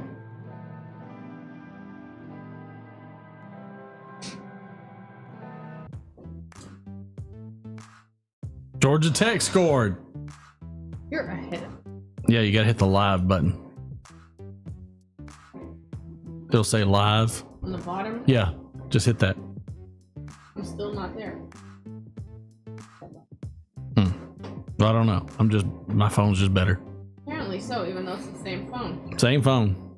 Fans rushed the field when OU won and got fined twice.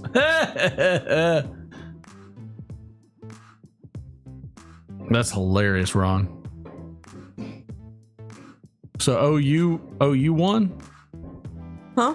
So Oklahoma? Yeah. Who were they playing? They upset someone.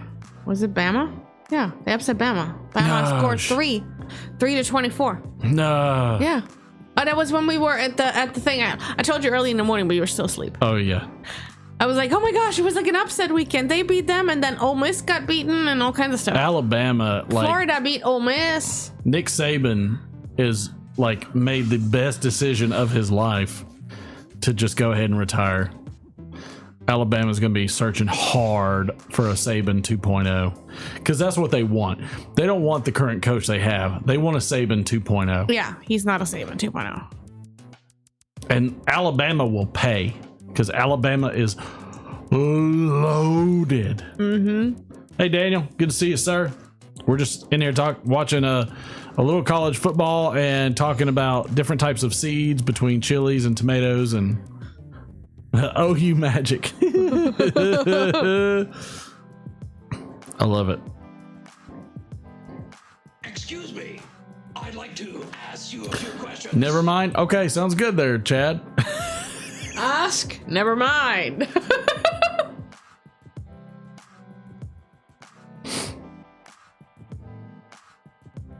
But yeah, check out that website, Patrick, because I know you were looking at it. That it seems like again, like I said, I ordered a lot. Ordered a whole bunch from that thing. And from some other website too.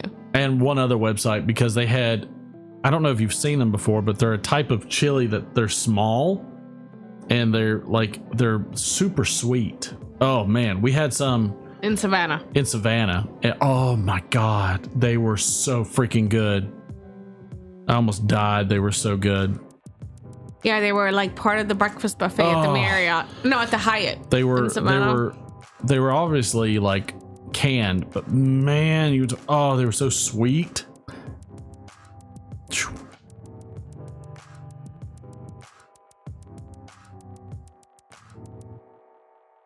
Georgia got the quarterback. Martin, take a shot. What? Daniel says Martin, take a shot. No, you got to pay for that, Daniel. Ooh. You crazy? It's exclamation point shots. Is it shot or shots? I think it's shots. Oh, shit. Oh, shots. Well, that's the right one. All right. Wife, are you having one? Yeah. She did a little shot dance, which is funny. All right, this is what we're drinking, Daniel.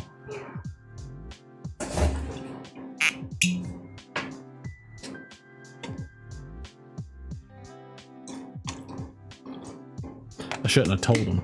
I know.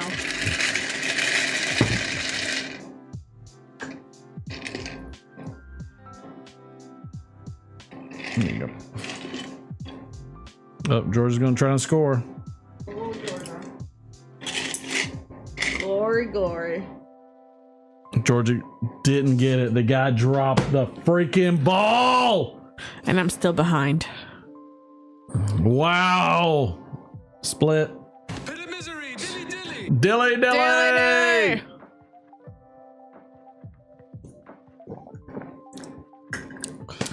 Yummy. My wife, she's so funny. Oh, you hate your life, number 11. You dropped the ball. Sorry. Now they are going to what, 6th overtime? Isn't it 7? 7th overtime? 7th OT.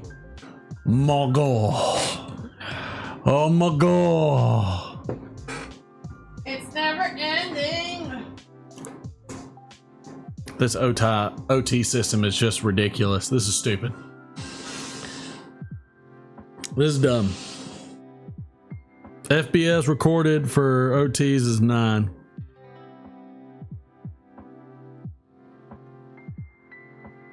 So Georgia's got to go first. So stupid. What is Martin's strangest habit? Asked Chad. What is your strangest habit? That you won't stop talking and you keep repeating yourself? I don't know how strange it is. 3?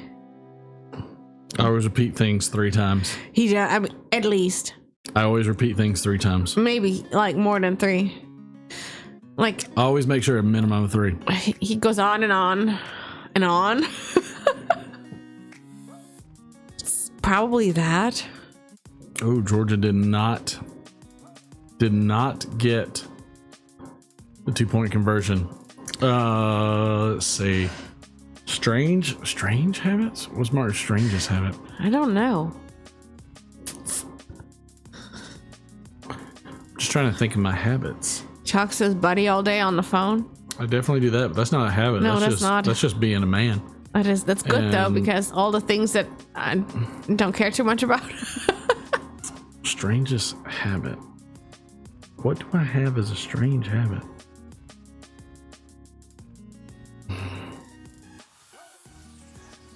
That's weird. Like I would think I have multiple. I'm sure you do. I just probably can't think of it. The repeating is one. Oh man. I mean, yeah, we all laugh at the repeating, the children and me. Does Georgia Tech win? Georgia calls timeout. Strange habit. That's a weird one.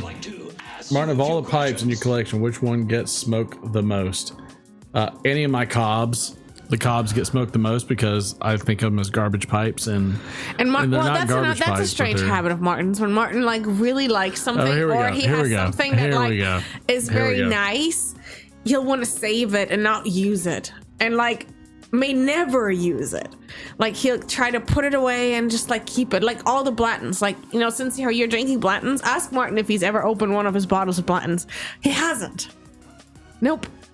The only one that opens his nice bottles of bourbons accidentally is me, because I'm mixing a drink. I opened this one. It's something, but yeah, I'll go to mix a drink and he's like, oh, use like this bourbon, but I don't pay attention as like a special bottle, and I just go open it, and then he goes, who opened this?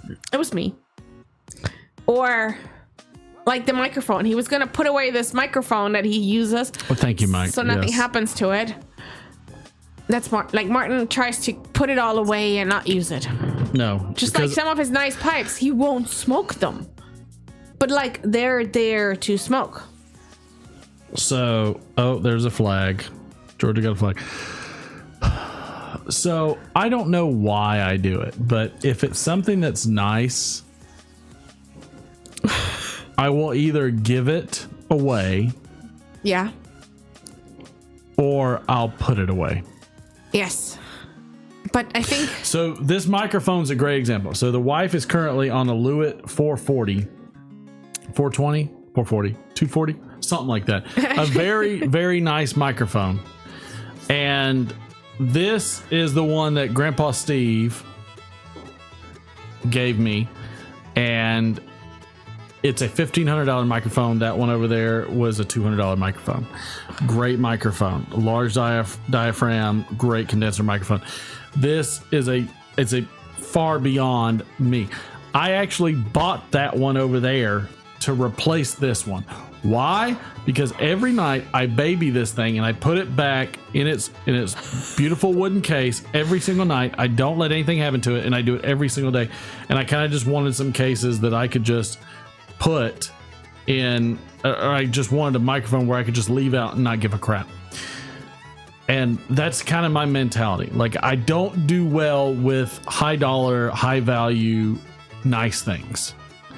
I don't know if I feel inadequate to have it. I don't know if I feel like not good enough for it. I don't know what that feeling is, but it doesn't matter if it's microphones, beautiful, like he has beautiful pipes. Like Daniel over said, here. show us the like favorite pipe you never smoked. Like he has nice pipes, he won't smoke them.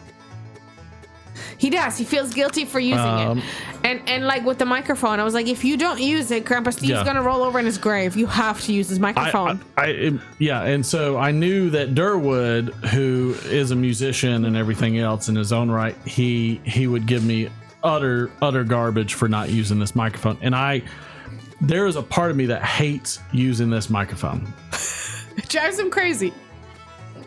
That's probably like his habit that like irritates me, because I'm like, you have nice things. A Neumann multi-pattern $1,500 microphone, which I know personally, I would rather sell this and the Apollo Twin and all that kind of stuff and buy more mediocre stuff. But like Grandpa Steve would roll over in his grave. He would be so upset. And so I use it because of him. That's like the one thing I can guilt him into using. But I struggle. I struggle with it. Yes, it's just like the nice bourbons he buys. He has all these Blantons on display, like behind him and more inside the house. Not one has been opened. Right. He has nice pipes that he has bought. Several Petersons. I'll do that on the next live stream. Not one that has been I'll find smoked. one. I've got a lot of Petersons that I love. What's his name? Did you smoke? Phil Rivera. Did you smoke J Phil's pipe? Mouton. I have. Oh, okay. I have smoked, but I don't do them all. So the other part is like during the live stream, I like having a briar pipe because if I drop it, if I screw something up, a cob. I'm sorry. If I have a cob in my hand, I don't worry about the pipe because that's the flip side to it, is that I will sit here and think about the pipe. I will sit here and think about the bourbon. I will sit here and just sit here and think about it instead of enjoying it. Like I don't know why. Like I grew up poor and I didn't have much, and I don't do well with nice things. That is probably his habit that drives me craziest the most, because it's like you have it, let's do it, or like we have the means wife doesn't smoke any pipes, and I have some meerschaum pipes. I screwed up one of them by cleaning it with alcohol. Don't do that. Screwed that up, and now I won't touch them at all. And but I have smoked out of them before just to try it. Yeah, it's quite interesting. I don't understand why I do that. I feel like it's just growing up poor and not having, and so I was never allowed to use anybody else's stuff if it was nice. I remember you telling, like, your dad was like, oh no, this is too nice, you can't have it, or like, look at this, but you can't have it, kind of thing. Or just like, don't screw up somebody else's stuff. Like Georgia I tell my won. Oh, nice, Georgia won. Go Dogs. So I do very poorly with not. I have esotericas and tobaccos. Yes, I have a lot of esotericas. I have a lot of. I have a good stash of McClellan's Frogmorton Cellar. It's things that are really nice that he hasn't even tried, or it's even like going on trips where he's like, but we have to, like, should we spend the money? And I'm like, but we should go do it. And he's hesitant of doing a lot of that. Yes, because in my mind, I want to leave everything to my wife and my kids, and I don't want to use any of it. And I want to shake him sometimes, like, just live a little. Live a little. Don't have to live a lot. Live a little. Right. And so I struggle with that. That's a massive struggle of mine. I think it's just growing up poor and not having. And so I would rather have 10 cobs than one nice pipe, because the cobs feel like my comfort zone. Yeah, I know. I want to shake him for all of you. Granted, my wife doesn't ever wear around her nice Louis Vuitton bag. I started wearing it. That's the one I'm taking around now. I decided that I'm being stupid like you. I get it, Mike. But yes, I have a real Louis and not a real Louis. That they're identical, and except different sizes. Right. And I would never wear the Louis. And I decided that I'm being like him, so I'm wearing the real Louis now because I'm not going to be crazy. The oldest tobacco in my cellar, probably from 2017. Exactly. Learn to Frogmortons, maybe to Canada 20, and visit Mike. Maybe I'm good with that. That's not. But it's going to do something. I'll travel. Well, except for like any big cities, like you want to go there, you're gonna get shot. You want to go there, you're gonna get shot. Except for crime-ridden cities, that's a whole nother different thing. I was shocked. We went to Detroit and we flew into Detroit, and then we had these directions up, and it said like get off this exit and go onto like 8 Mile Road or whatever. I took a picture and sent it to our daughter. It's like, Daddy's turning onto 8 Mile Road. He's gonna make it. Yeah, no, I was losing my shit. In a Mercedes, because I let little man pick the rental car. I was uncomfortable the whole time. I know you were. I was so excited to get out of there. I would love to go to Canada. Yeah, I'm good with going to Canada. I like to go to Canada. I mean, it's more of like a Germanic elevation anyways. I want to go places. Mike, I'm trying. I promise you, I'm trying. I'm like, my main focus is my wife and my kids. Daniel is in Ontario. Where's Mike at? Mike, where are you at? He's like north of Washington. I don't know where Ontario is. I don't fucking know. I'm not good about North American geography. I'm better with European geography. British Columbia. British Columbia. So I love so I even teach my kids. I want you to have a rich man's wallet and a poor man's heart. And because it is ingrained in me from growing up poor, that I didn't grow up dirt poor. My parents grew up dirt poor. I didn't grow up dirt poor, but we were still poor. My mom grew up poor, but we did a lot of stuff. And we did a lot of stuff. Toronto is in Ontario, so is Daniel next to Toronto? Sorry, because we were almost in Toronto. And we did stuff Not like quite. Just driving down to the lake or Michael's driving somewhere. We didn't do much. And so, you know, so to me, life was enjoying family time and enjoying like it was never a material thing. Like we did not have a material lifestyle. So the greatest memories I have are non-material. Hey, Daniel, we were looking at Ontario. We were in Port Huron. Oh yeah, we were in Port Huron. We were looking across the lake into Canada. We were in Michigan. We were in Michigan. And earlier this week. So to me, like the things that the like highlights for me. Okay, so if you talk about the YTPC, highlights for me were going to meet Mike with the rest of the pipe smokers. Like that was a highlight for me. That was living it up to me. Like meeting Mike and chit chatting and so much so that like I wanted to bring Mike some barbecue. Yeah. Like, because to me, like the essence of living and giving and all encompass in the same. So me being able to meet Mike and then also like give Mike some pulled pork and like feed him something that I had made was like a huge thing for me. Like that was worth more than any of the pipes or tobaccos that I have.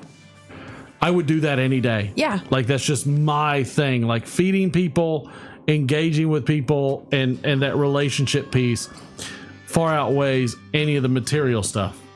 Hey, Dearborn, Michigan. We were in Dearborn because we went to. Hey, we went to the right. Well, and that's part of my mentality. Yeah, like, we were in the Henry Ford Museum. Yes, that was in Dearborn. Yes, and in my mentality, that like to feed somebody so they have sustenance and good living, man. That you want to talk about making me go to the moon? That's the stuff that makes me go to the moon. Hey, and he drives to Georgia. Daniel, let us know when you're in Georgia. Oh, yeah. But like Martin will bring you some pulled pork, brisket, whatever you want. But to me, that's my family revolved around cooking and relationships. Yeah. Because that's all we had. See, the understanding of like having material things that were of some kind of value to use never really came up because we never had it. See, for us it was different because growing up in like East Germany, once the wall came down and we were able to, we got the opportunity to do and to experience and to have things that we weren't able to buy, even like buy things, right? Like my first experience of going anywhere outside of East Germany was going to a toy store. Let me tell you how foreign. Let me tell you how foreign and removed I am from buying for myself. I have to show my wife things I like, and she has to tell me if she gets it on sale, or I just buy it. Well, and then I get upset. But then he is excited because like some of his podcasting equipment, I just end up buying it. Right. Now, some things I found as a really, really good deal, like amazing deals, and so. But he doesn't buy any of it. Like anything that he orders, he will send me the Amazon link. I bought the cameras. If it is meeting people, because he doesn't want me to meet people and get hurt. I'll meet people and buy it. Yes, but if it is ordering online, like No. the seeds, even the seeds, like Yeah, he no. had put it all in the cart on his phone, and then he gave me his phone and he told me to order it. And part of me is like, seriously? Yes, But even video games, I have to wait have till they're like under $10. gotten used to it. But at first it was like, seriously, can you just buy crap yourself? Right now, like Durwood is like my wife. He's like, I earn my money. Here's my allowance, and I'm gonna spend it on what the hell I want. Like for me, like I will just order Thai food when I want to eat Thai food, and I will pay the Uber costs and the delivery. So they ordered Thai food tonight. How much Thai food did I order? None. 0. Now, typically when y'all eat something, do I ever? Oh, he was in Augusta. That's where Rectech is, where Martin gets his smokers from. Do I usually? We were so close to Atlanta. Do I usually get or usually decline when you get food? Decline. I usually decline. Except for if it is a good deal and it's like fast food. Right, it has to be a crazy, really good deal, like Taco Bell. And again, Taco Bell like is not a good deal, I grew up cheap. I grew up poor, and it's ingrained in me to be that way. And that's how my mother is too, but not my father. I'm like my father. Yeah, your father is a train wreck. I mean, it's true. It is. So for me, it's all I know is being poor. And Martin has bought one new car, but that was because there was a deal for trading in the gas guzzlers. It was called Cash for Clunkers. Obama did that. Yes, but outside of that, no, Martin would not buy a new car. And my car was a new car. Hers was. I won't. But that's the thing. Like for her or the kids, I will buy brand new, best of whatever it is. I don't care. It doesn't bother me at all. Last Christmas, I kept telling myself once I make a certain position, I would buy myself a Louis Vuitton purse. Yes. And I made it 2 years before that, and I just didn't go buy myself a Louis Vuitton purse. Yes. Martin took me to the Louis Vuitton store to buy a Louis Vuitton bag because I hadn't done it for myself. Like he will do it for others. I can't do it for me. But he won't do it for himself. No. I don't have it in me to do it. Like there are so many pipes that I never got. There's so many things. Like half the time I just buy them. I am a window shopper only. I would always buy a used car. Yes. Always. Where I would go buy a new car. No question. I'll buy always a used car, and I'll buy it for a specific thing, and it'll be dirt cheap.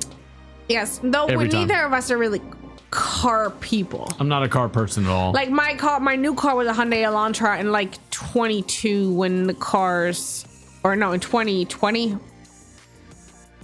Hey Todd. Good to see you. Todd, I have no idea where those gifts went. No, but I have them. I just have to put them back in a box. They're we're gonna back find in a box. the room back there. I'm gonna need to get an address from you so I can send these things for the kiddos. My apologies. I'm a piece of shit because I forgot to do that, but we're working Send on the it. address. We'll get it done. Text me the address again. I just have to box them up. We got to just box them up. We'll get them. Sorry, Todd. I just publicly, I'm a piece of shit. Promise No, he's not. I didn't do it right. I'm going to get it done. It's usually me that drags those things. Well, no, my wife does a million I am like the good master things. procrastinator. Anyways, but But I buy things. But now here's also where I'm very different than my wife and my kids and a lot of other people. I will go and do things that are 100% foreign to me, and every expectation that I'm going to fail at doing it, but I will just do it. So whether it's putting in an exhaust system in my house, I have no idea how to do that. I did that. Doing gardens, had no idea to do those. I did those. Thankfully, my parents helped me out. Whatever it is, I will. There are things that I have no knowledge of that I will just go and do. And the peanut gallery is always so amazing because they give me so much positive feedback of the peanut gallery is our daughter and I. Right, who completely doubt me 100%. And so when they said that I wouldn't do a garden, I did. Oh, he doesn't remember your email. Just do the number. Text it to the number. He's putting the number in now. It should go to this number, and I'll pull it and check it. I haven't had a chance to check it in a while. Excuse me. I'd like to ask you. Is he gonna put the number? Hashtag number. No, but Yay. I'll be happy to give you some esoterica, Daniel. He has I made him seal it because it was in the bedroom, and our bedroom ended up smelling like it. I've got a good amount of esoterica. I've got like in my now. So here's the thing about the tobaccos. My tobaccos are, if I make it to retirement, then I plan on just smoking those things through the rest of my life. Will he? Probably not. But yeah, he won't. Right. Like I probably went through one bag of Stonehaven. I'll get you Penzance, no problem. Next time you're down here, text me. Like, let me know when you're down here. Get on one of the streams and let me know when you're down here, and I'll get you Penzance. And we gotta let him know when we do go back to Michigan, because he's right close by to where we were. Yeah, because we're gonna go back to Owasso and then like the Lake Huron and everything area. Right, at some point. At some point when the train runs again. And I have to pee, so I'm gonna. Oh, you're gonna put it on me. That's great. I have to pee. So you talk to them. I talk to them and tell them about all the things that drive me crazy. I just have to go out of the garage and pee for the. Ow! I burned myself on the. Oh, he hurt himself. But now. I burned. You burn? Oh. Ouch. But yeah, Daniel, let us know if you come back in the Atlanta area. We can meet up. There goes the garage door.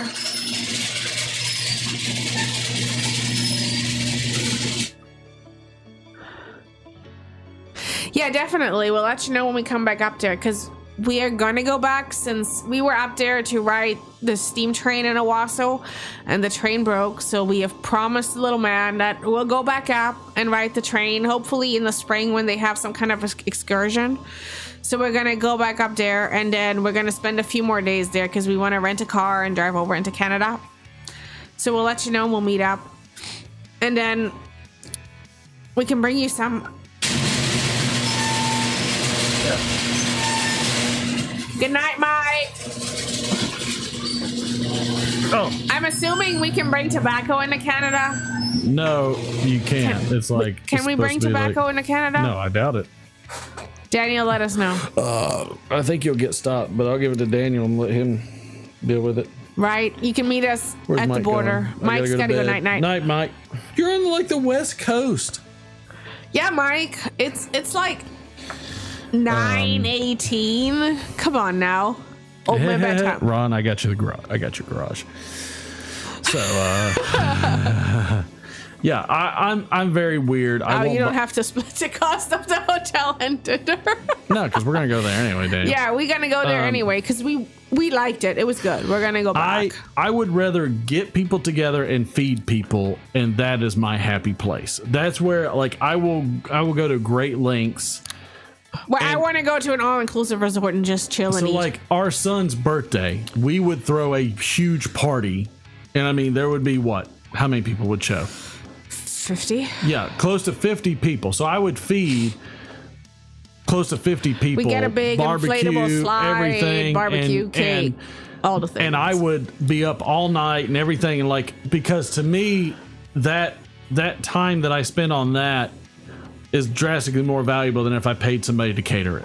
Right. And for me, it was just like, mentality. do it the weekend after his birthday because my birthday is right next to his. So I don't want to be doing that on my birthday. I would make a ton of pulled pork or pulled pork and brisket or chicken and like all the fixings and like pasta salads and like, so I would make all these things. Take me, I forgot it. Because to me, that was the value. Like that's the human experience, and things to me weren't the human experience.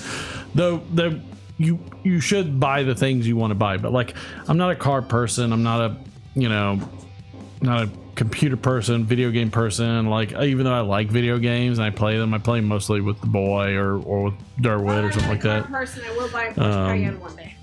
How old are your kids? Asking because if you come to Canada, bring the kids to Great Wolf Lodge. Oh yeah. Yeah, we have one of those down here. 11 and 20, almost 21. She's about to be 21. So, but man, it's just I don't mean to struggle with physical things, and I appreciate the hell out of them. Like the J Mouton pipe that I have that Mike got me right there, the Phil Rivera pipe that's right there. I love those things. That's why they sit right where they're sitting. Like, that's how you know he appreciates something. That's how, if he doesn't use it. If I display it, like, you know, there's a picture of my family. There's books from my favorite author. There's my helmet from when I played varsity baseball. There's my son's baseball Show us helmet. those pipes. There's a... Yes, there. Yeah. So, like... Oh, yeah, will you put that stuff in the dryer? So here's the Phil Rivera pipe. Beautiful. And then, hey, there is another Beautiful pipe with the money stem. Huh? Beautiful. Love it. live stream. Yes. There's another one. This is the J Mouton that Mike got me. Love this. Featherlight. Beautiful pipe. Wonderful. I love the Army bit stem. That's one of my favorites. In fact, that's probably my absolute favorite. But little things like... So I have, like right here, all these are tampers. These are all tampers from Boots and Britches, including this button wolf's head that he made me. And like, you know, like that's man, that's how, like, they're not trophies to me. They're my life on display. These are books that I read when I was younger. This is a robot that I had from being a kid that used to smoke when he hit the button on top. There's the Nintendo robot. There's The Office. If you look at what's behind me, it's part of my life. I know, like the baseball hat signed by all the players. All the Dungeons and Dragons stuff. Yeah, like the coaches when I coached Little League baseball. Coach pitch. and you know, that New York Mets hat has all the signatures from the little kids that I coached. I mean, those are my materials. Like, those materials, and even the box mean the fort world to me. that I built for Little Man. There's that's a missing to bag right there at Penzance, which was the first bag that I got. Like, yeah, first bag that I got. There's also the first tin of Frogmorton Cellar. There's also the mug that I got from the father and son that did the videos for Christmas Advent, which Mark Woodman's Breakfast Club. Even like James Stumbo has some pipe tobacco right there. Like, man, like just the background you see behind me is a portrait of the things of my life that mean the world to me, that might not mean a thing to anybody else. Yeah, like the dice thing that Derek got you. Right. Oh, well, that one's right there. It's like a little dice. Yeah, right there. Box. This gem, this is a big geode that we got going there. This Walkman was from when I was young, and we used, you know, these tins. These tins are from Old Hollywood Piper. You know, I don't have the first pipe I ever smoked. It was in the car that I traded in. Oh. Yep. It was a small little black pipe, basket pipe that I got from what was that store? Things to Remember. Huh. And so, which apparently I didn't remember because I left it there. I have a Patrick Grant has a 4673 KS7 LE pipe, and he smokes the heck out of it. All four. Yeah, well, it makes sense. I get it. Have you smoked a 320 KS shape Author? No, but I love the Author. And in fact, I like so much so that I love the Peterson 999 or John Bulls. I can't tell you how many times I've looked at them and never bought them. That's definitely one that I would love.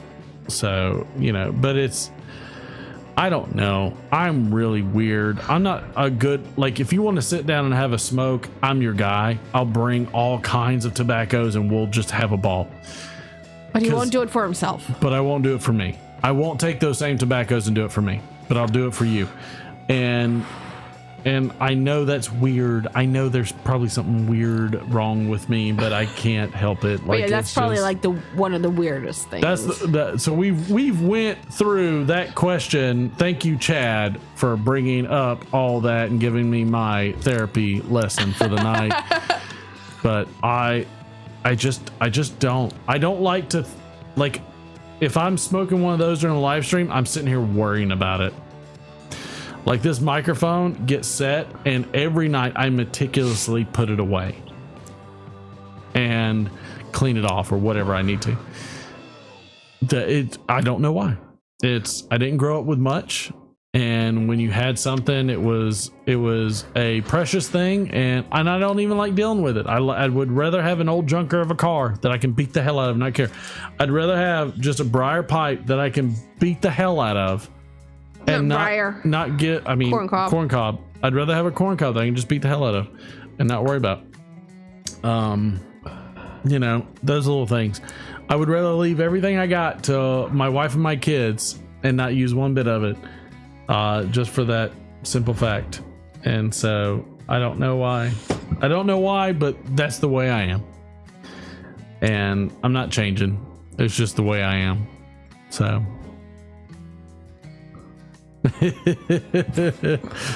I know, right?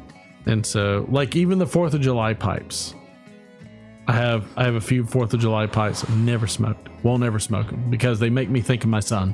Because it's his birthday. It's his birthday. My son is a 4th of July baby, and he's my baby. He's my baby boy. And I buy those pipes because maybe one day he'll look at those pipes and will just think of me. I don't care if he smokes a pipe. But maybe he'll be like, you know what? My dad loved me so much, he bought pipes just for the 4th of July. Just because he thought about me. That's it. Or like my daughter. We would get her like garnets from like gem mining and make her gem jewelry out of garnets. And I hope she thinks about, hey, my parents loved me so much, they would take me and do something like this. And they can think of us that way. Martin, what is your weakness with pipe smoking or tobacco and your strengths in pipes and tobaccos? I don't know if I have a weakness. Not smoking the nice stuff. That's probably my weakness, is not smoking the good stuff. That's probably my biggest weakness. My strength is I can find it.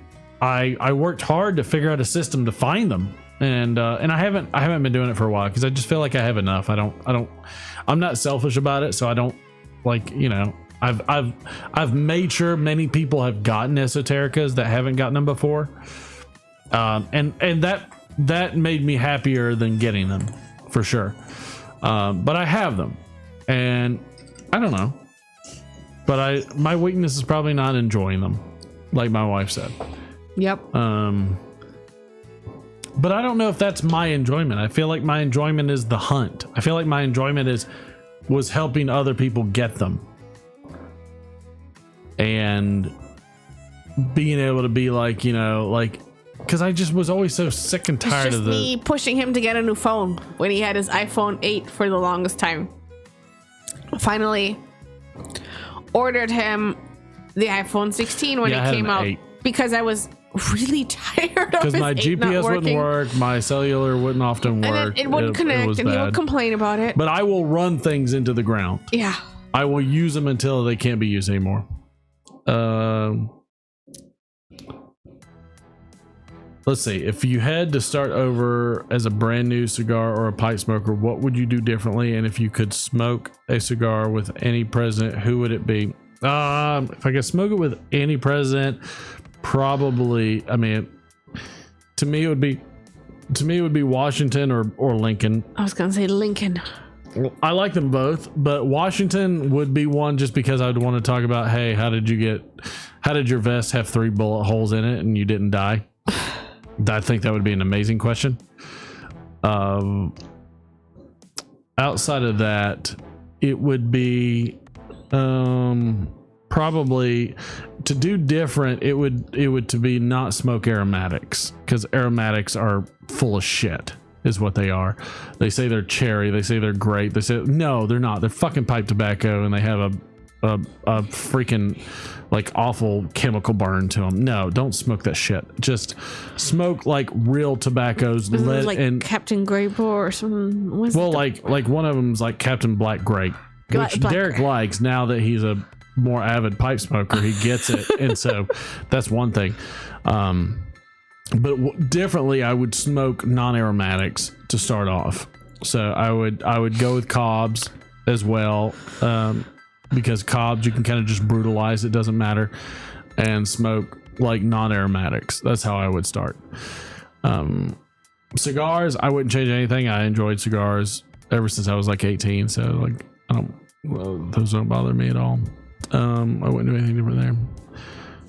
JFK would be a good one. Oh, we saw JFK's car at we the did see museum, his car at the Ford Museum. Museum. Chad's strength is able to solve the world's problems. His weakness is thinking I can do that. Well, I mean, I you know what? I can agree to disagree with you there, Chad. So I think you can solve the world's problems. Yes, you can. I've got no qualms about it. Chat GPT. But yeah, I don't like Haley is funny because she'll bring somebody over, and again, we have a bit of a mess at our home, and Haley always tells people when they come over, this is what happens when like poor people get money. She's not wrong to an extent, but she's also not completely right, but part of it's not wrong. Like I will find something that's good that I think everybody enjoy, and I'll buy like 10 of them, like sauces. And they all end up going bad because He'll go to the Asian store and he'll buy so many sauces, and Haley and Ariel will be like, he'll come back, we're like, we're gonna put all these sauces. And they eventually go bad because I didn't use them, and because he just saved them.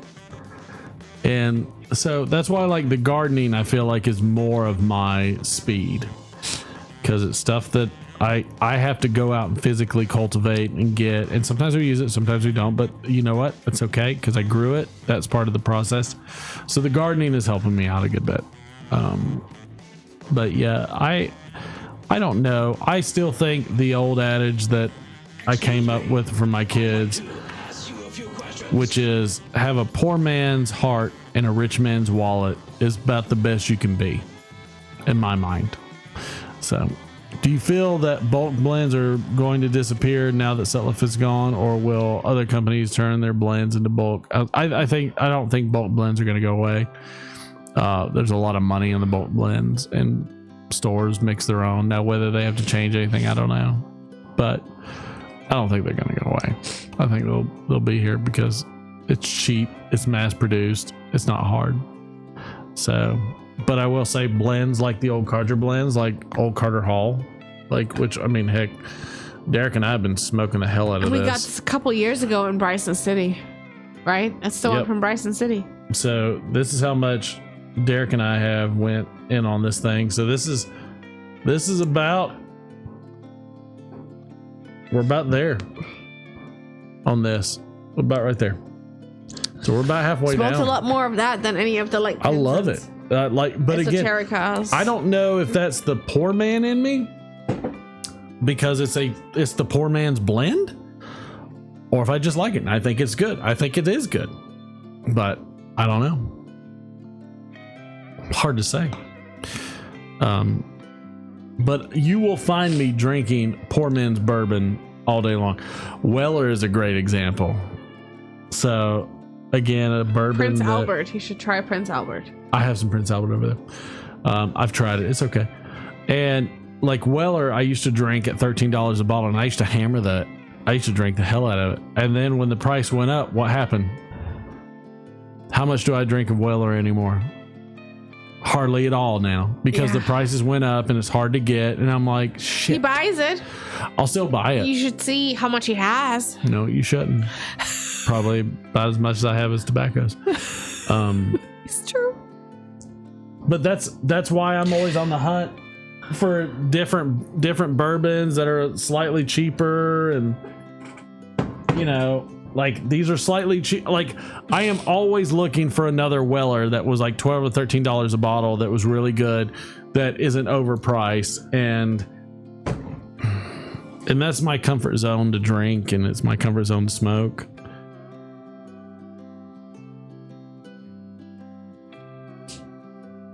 Booker's or Knob Creek. I think Knob Creek is good. I think Knob Creek is part of that Wild Turkey group. So it's Knob Creek, Wild Turkey, Russell's. I think it's just fine. They're all in like 5 or 6 distinct large groups, is what they're in. And so I think Knob Creek is good. I'm trying to think of what else there is that's pretty good. There's several that are really, really good. Knob Creek is good. Booker's I've never had, but it's on my list. I can't recall what Booker's, which branch the Booker's is from, or which group. It might be the same as Knob Creek even. So not like Booker's is just expensive. It's $100 a bottle. For $100 a bottle, I'll just get some. Well, I might as well just take some now. You might as well. I'm guessing my wife doesn't want one. I'll have one. You're gonna have one of the. Why as well? You're gonna do it straight up then. This is the good shit. If I must. Yeah. Hold on. Let me bring you this.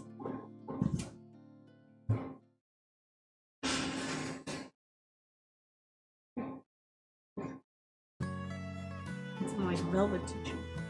Velvet tissues. I got toilet paper. That's all I got. Here you go. This smells so good. So this is the E.H. Taylor small batch, which again, I used to like, and this is the thing that pisses me off about it. I used to get this for like $35. I used to give it to my brother-in-law for his freaking birthday.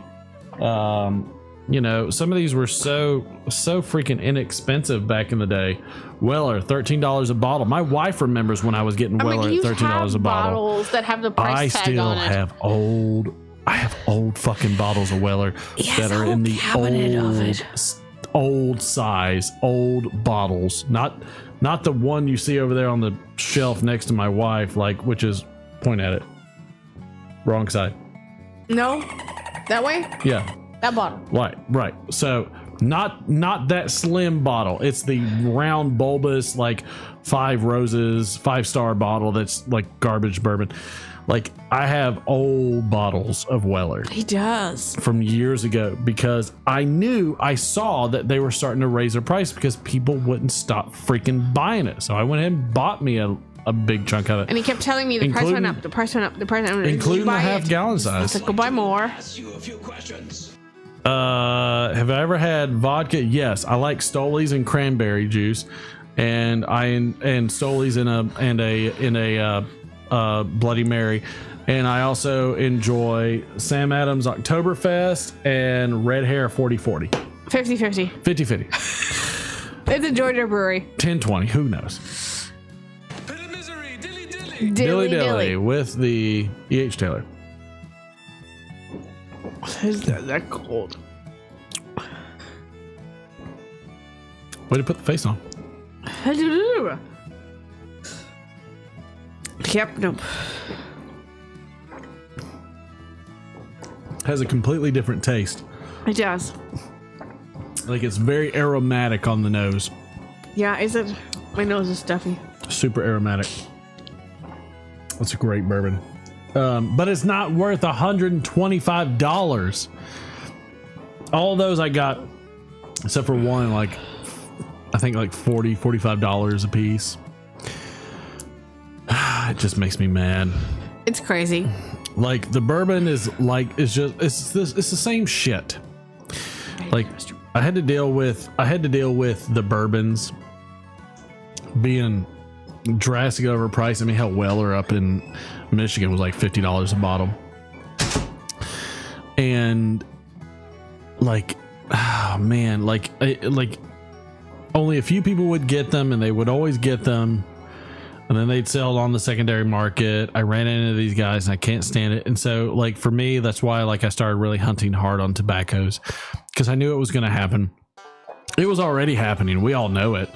It was already happening. And to me, it was just, I wanted to get in there, buy as much as I could. and give other people the opportunity to buy as much as they could, and just, you know, have an opportunity to freaking smoke things that you're normally not going to get. You're not going to get Esotericus. It's just not going to have the links that I had to go to. And I'm talking about like massive monitoring. Like, it was a system that I built out that unless you had my system, you would not get Penzance, you would not get Stonehaven. Thankfully we had a few that when I would send out the notifications, they would get some Penzance and Stonehaven. But you just wouldn't get it. And I didn't get it all the time, but I probably got it 85% of the time, 85% of the time I would get them.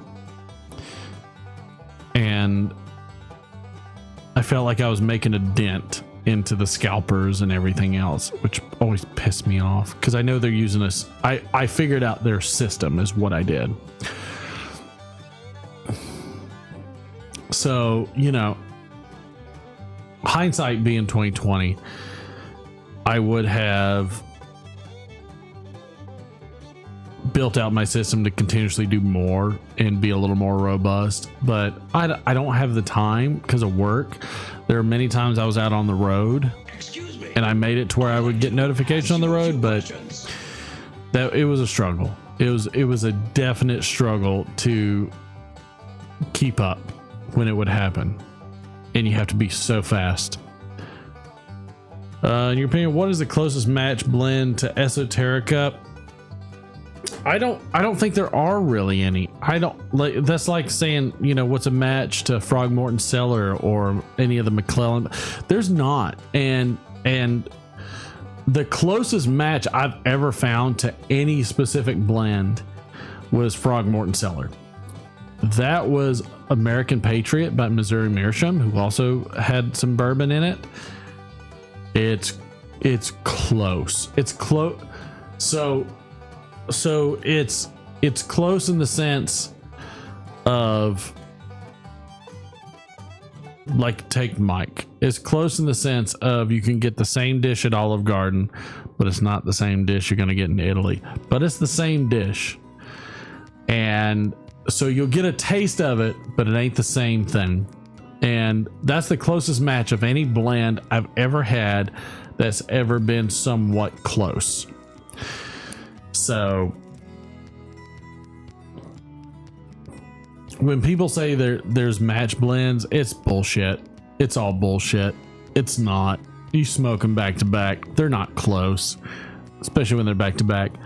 Again, the closest thing, and I will smoke American Patriot by Missouri Meerschaum all day before I smoke my McClellans.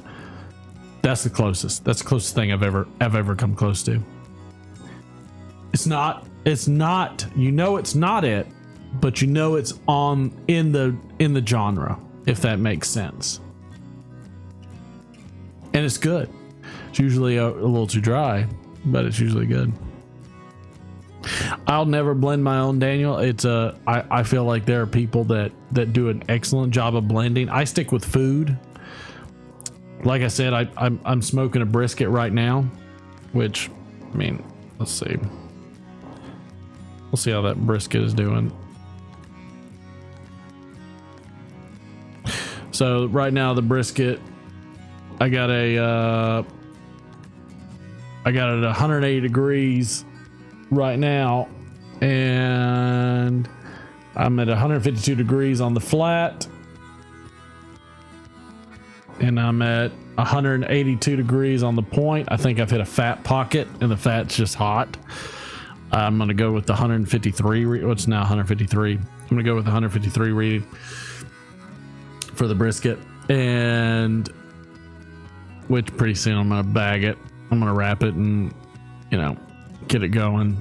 But I like food. Food is my love language, and so smoking jalapenos, smoking all those kind of things, that's the way I go. That's my thing. I wonder if I could even do. I wonder if I can do Would anybody be interested in seeing what's on the smoker right now? I know we got 9 sitting in here. I possibly can show you what's in the smoker right now. Anybody be interested? Okay. So let's see. Let me see if I can do. You're not going to hear me talk. Let's see if it'll connect.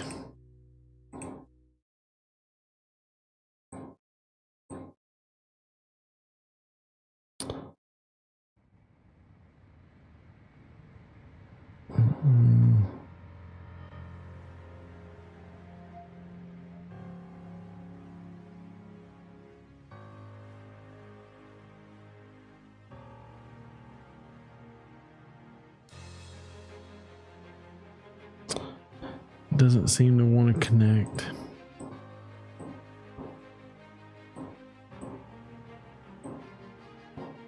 Come on. Let me see if I can update it. If I can update it, then I'll set it up.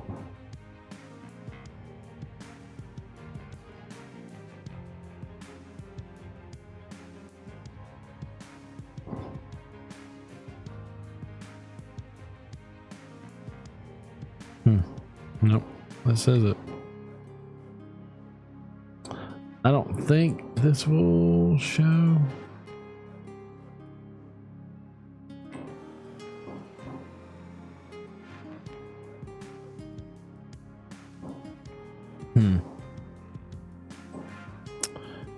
That doesn't seem to be showing. I'm on the same Wi-Fi.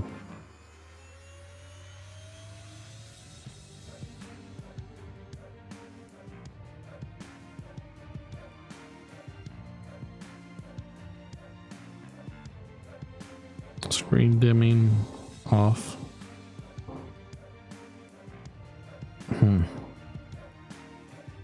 Let's see if this one works.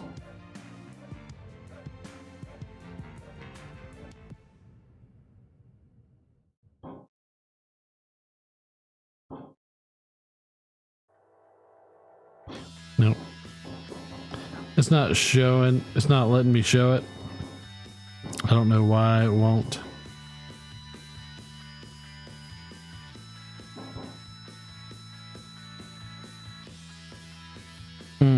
I can't get it to show it, but otherwise I would do it. It's not doing it.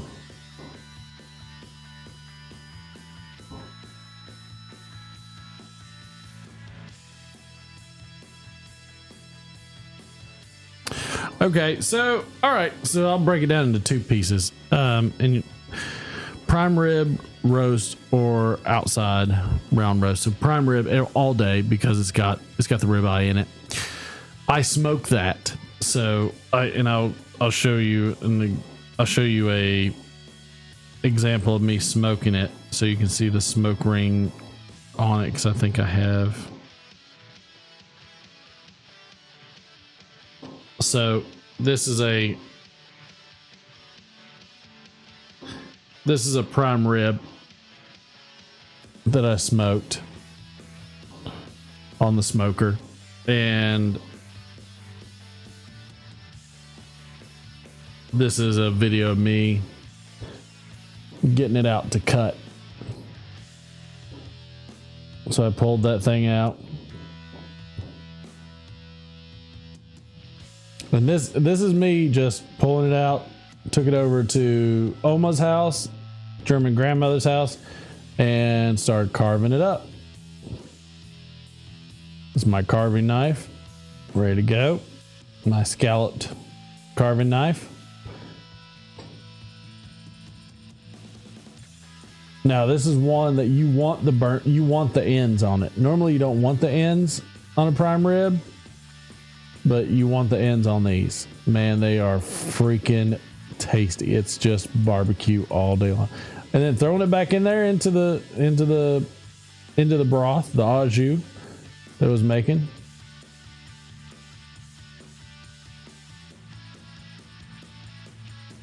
And the fat is rendered well, everything on it. I mean, this stuff was good to go. And so I smoked that one. So that's a smoked prime rib. So I'll do smoked prime rib all day. To me, it's the best. So I'll take a prime rib. In terms of steak, porterhouse all day, because again, it's just part of the prime rib with the fillet on it, so it's easy. Daniel, it is if you get the full size. Like if you do a full prime rib of the ribs all the way down, yeah, you'll get to a 7 boner, but like typically nobody can afford that. So I mean, you're talking about like something that's like, at least in American dollars, $10 to $15 a pound. You know, if you did a full 7, I mean, that one right there was what, 4 or 5 bones, and so I think 4. So you're talking, that one there was, you know, close to 100 pounds or $100. So you can, if you expand that all the way out, which you can, you get a little bit smaller on that end, you can, like, you're talking $150, $200 for that. That's going to be rough for that amount. So, you know, unless you catch it on sale, but typically they're going to do about a 4 bone on those. And I usually, when I smoke them, I typically smoke the bones separate from the prime rib. Now I know like it's traditional using, and we've done that too. We've smoked it where it's on the bone. It's got the rosemary and thyme and everything. We've done a traditional Easter dinner that way. However, I enjoy the bones separate, and so I'll smoke those separate from the prime rib, and I'll put them on a rack, create an au jus. I'll pour in beef broth underneath it, let it get some smoke to it. Man, it's so good. It's by far and away the way to go. I love it. That's the way I do it. So, and I cook it the same way. Now, when you see it like with the fat cap on top of it, you'll see it where it's split. And to me, what I do is I turn up the heat. After I've smoked it, I turn up the heat so I can get the fat cap to split on top. And then when I have it split, we're good to go. Yeah, no, it's to me, again, like I said, food's my love language in that regard. The good thing about I love spiral ham. I'll smoke spiral ham all day long. That stuff is delicious too. I love ham. Ham is great. So when it comes to the steaks, so I don't freeze any of that stuff, because when you freeze meats like steak, anything like that, what happens is you develop crystals inside of it, and it'll end up, you know, freezing and causing fissures inside of it. So what happens is when you actually thaw it out, all of the blood and all the juice that it could have is gonna completely come out of it. And so if you're not collecting that, it's just gonna be dry. I've got a brisket in here that I haven't cooked yet that I'm currently aging. I'll show it to you real quick, just because I get it from the store. So hold on one second.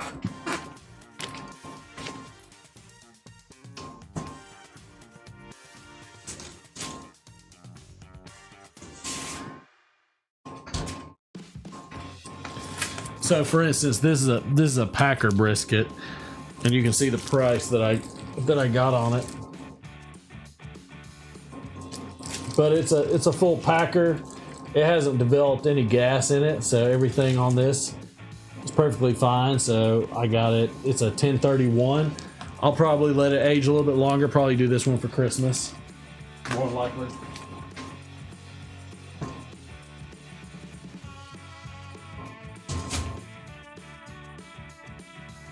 But for instance, when those guys go on sale, I'll usually buy a good 5, 6, or 7 of them and cook sometimes 2 at a time. It really just varies. Yeah, that's the way I do it. Pork loin's good. Like pork loin's a really good one. That's another great one to smoke. Pork is great because you can throw on, you can season the hell out of it. It's a fairly innocuous, bland meat, so you can really throw a lot at it. Chicken's kind of similar, and until you get into more like wild game, like deer, elk, bear, boar, things like that, those actually have flavor. So then you got to contrast a little bit. Like a buddy of mine was asking me specifically about deer. He got a white-tailed deer, his son shot, and he wants to do the loins. And I said I would do it kind of like I would do it in a way that I would do lamb chops. So I would smoke it first. So I would smoke the loin for a couple hours at very low heat, get some smoke on it, and a very light rub on it.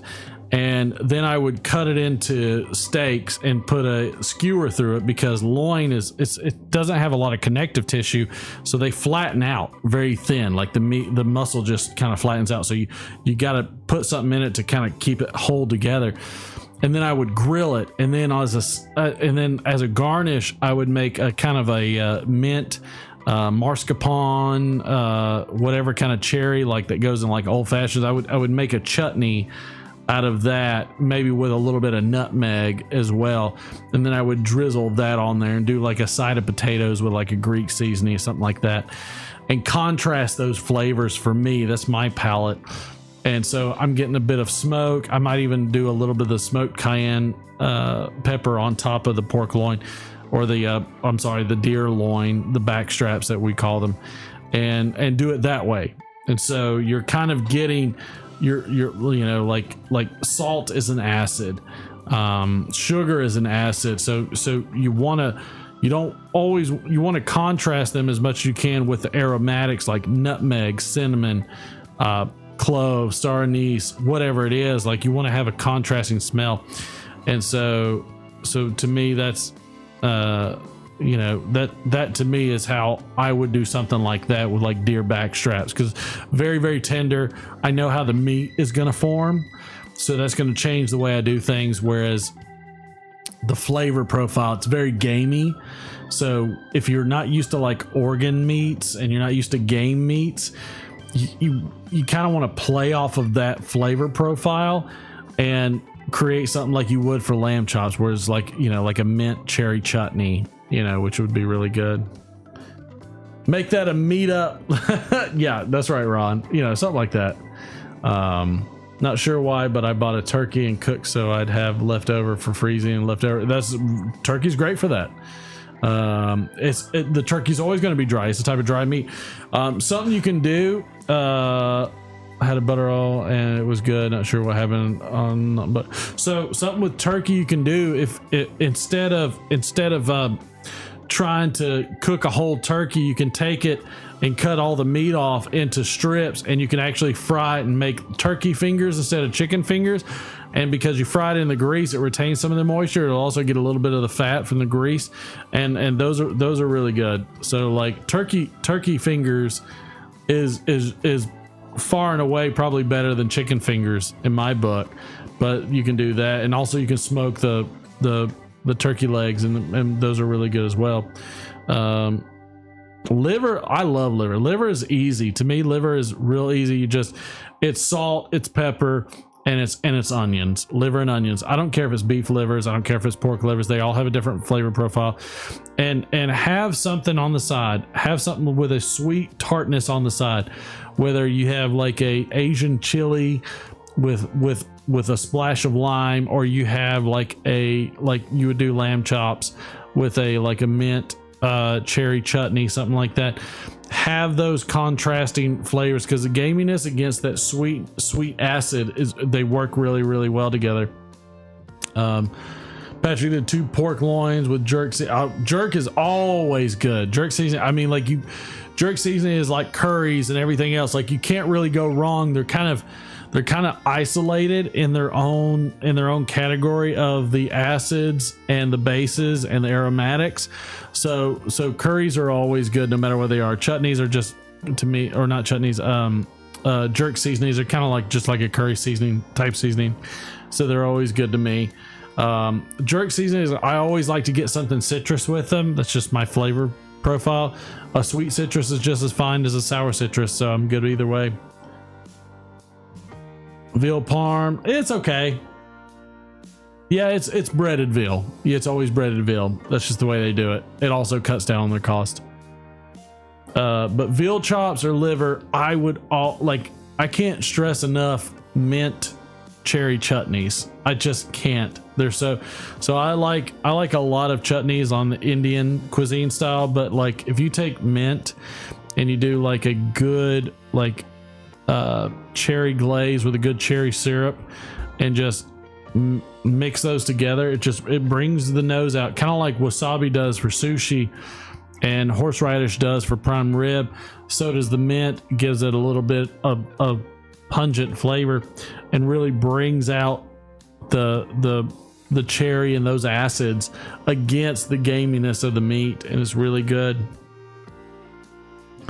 Onions place and barbecue next summer for a vacation. Where the hell is that, Ron? I'd go. So wine is great when you're making gravies, at least for me specifically. So like if I'm doing like a wild bird, like I don't know, ptarmigan, quail, pheasant, I will do those with carrots, potatoes, onions. Do a typical mirepoix. I know Mike from Barblues would curse me on my pronunciation, but I would do those and I would reduce down that wine. I typically, whatever you're going to serve at a table, a lot of red wines. I don't have to use sherry. I like to use a lot of different types of wines, and I'm going to reduce that wine down till I get to the point where it's a bit of a thicker gravy. And when I do that, and I'll on the side, I'll do a little flour and butter and maybe make a little bit of a roux if I need to really thicken it up. But otherwise, like I like to let that wine reduce down, take your meats out, leave your veggies in there and just reduce that down. And then you can put your meats back in and let them marinate with the gravy. It's really good. I like to use wine when I'm making a gravy. But that's how I would do that, Daniel. Like a lot of times people use wines in dishes and they don't understand the full concept of the acidity of the wine. And really you're trying to get the alcohol out. You want the alcohol gone, and really you want to pull the wine into where it's at its base root, which is once you've reduced it down, you've gotten most of the moisture out, so you're getting the concentrated version of the wine, and then as a gravy, it's so good. It's really, really good. 2 a.m. on the patios channel. What is that? Is that onion? I like onion. I would go to onion. Onions in Virginia. He's not terribly far. I'm going to use, if I'm going to make a stew, I'm going to use beef. And the reason I'm going to use beef is because I'm okay when the beef breaks down. Chicken, so beef, the longer it cooks, the softer it gets. Chicken, the longer it cooks, the tougher it gets. They have a dichotomy in terms of the way that the meat structure works. It's like, including chicken soup. Be careful of ever making a chicken soup with carrots, because by the way, it's like if you cook that too long and the carrot disperses too much into it, it's horrid. Like just avoid the carrot until way later in the dish and let it soften up and enjoy it, and only use a very little amount because the carrot will be drastically overwhelming. But I'm going to use beef because as beef cooks longer, it breaks down further. So I'm okay if that meat breaks down and shreds, kind of like roast beef. I'm okay if that shreds down and just mixes in the whole. Chicken doesn't. It's going to get tougher. So I avoid the poultry and the fowl in terms of longer cooks that way. The chicken is always better. It's kind of like fish. The shorter the cook, the better the production of it. In terms of beef and pork are okay because they get softer as they go, if that makes sense. So that's what I would do. I'm not sure if that made sense, but beef and pork, fine, longer cooks. Chicken, fish, anything like that, no. I want a quicker cook with those. I'm gonna eat those right away, and then I'm gonna finish off later. I don't want them to continue cooking, personally.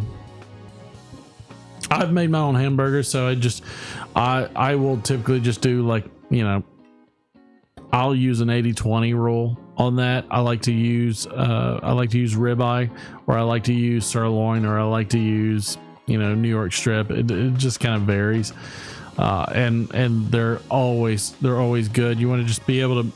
I like it. So like I like to make burgers depending on what I'm trying to do. If I do a smash burger, I like to throw some onions on it and do a smash burger on the smoker, and flatten it out and get a really good crust.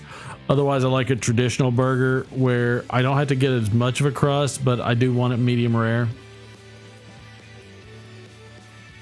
Lean ground beef is okay. Like, there's nothing wrong with lean ground beef. It's going to give you a meatier burger and less of a fatty burger. If I'm using, so to me, again, less fat means more spices. So if I'm going to do a leaner ground beef burger, I'm going to add more spices to it, whether it's a Greek seasoning, whether it's a type of barbecue seasoning, or a type of whatever seasoning. I mean, I've used all kinds of seasonings. I love using different seasonings. I just think it's fun. But you're going to need more for flavor, because the fat is the flavor on those burgers. And so you can't replace those flavors, but you can change a bit of the flavor profile. Always need fat. Fat is number one in all. Patrick is right, 100%. You always want to make sure you got the fat in there. But if it's lean, I mean, look, if the shit's on sale, buy it.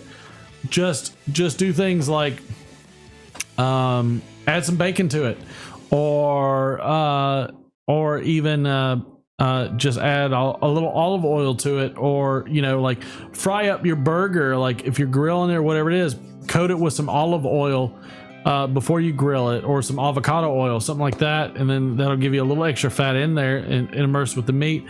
But you definitely want to be able to season it appropriately, so that way you're gonna get some of those flavors out of it, is what I would do if I'm doing lean burgers. But look, the way the world is, like, buy whatever the hell is on sale and make something good out of it.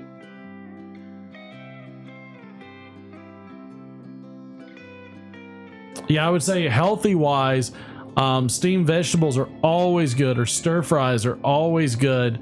So don't short the vegetables on those. Especially your heavy greens like broccolis and Brussels sprouts and asparagus. Yeah, those are always good to go.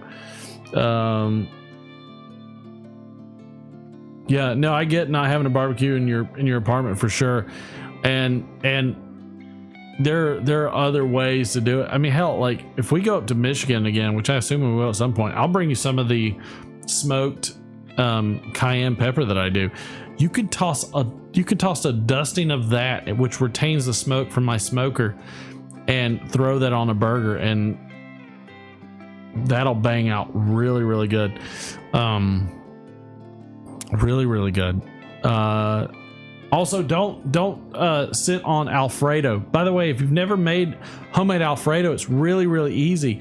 You take a stick of butter and throw it in a pot, and throw some chopped up garlic, minced garlic, whatever. Throw it in there. Let the garlic start to brown. You got it. When it starts to brown, you're almost far past it. Once it starts to brown, you want to throw in cream. So you throw in like a quart or two of cream.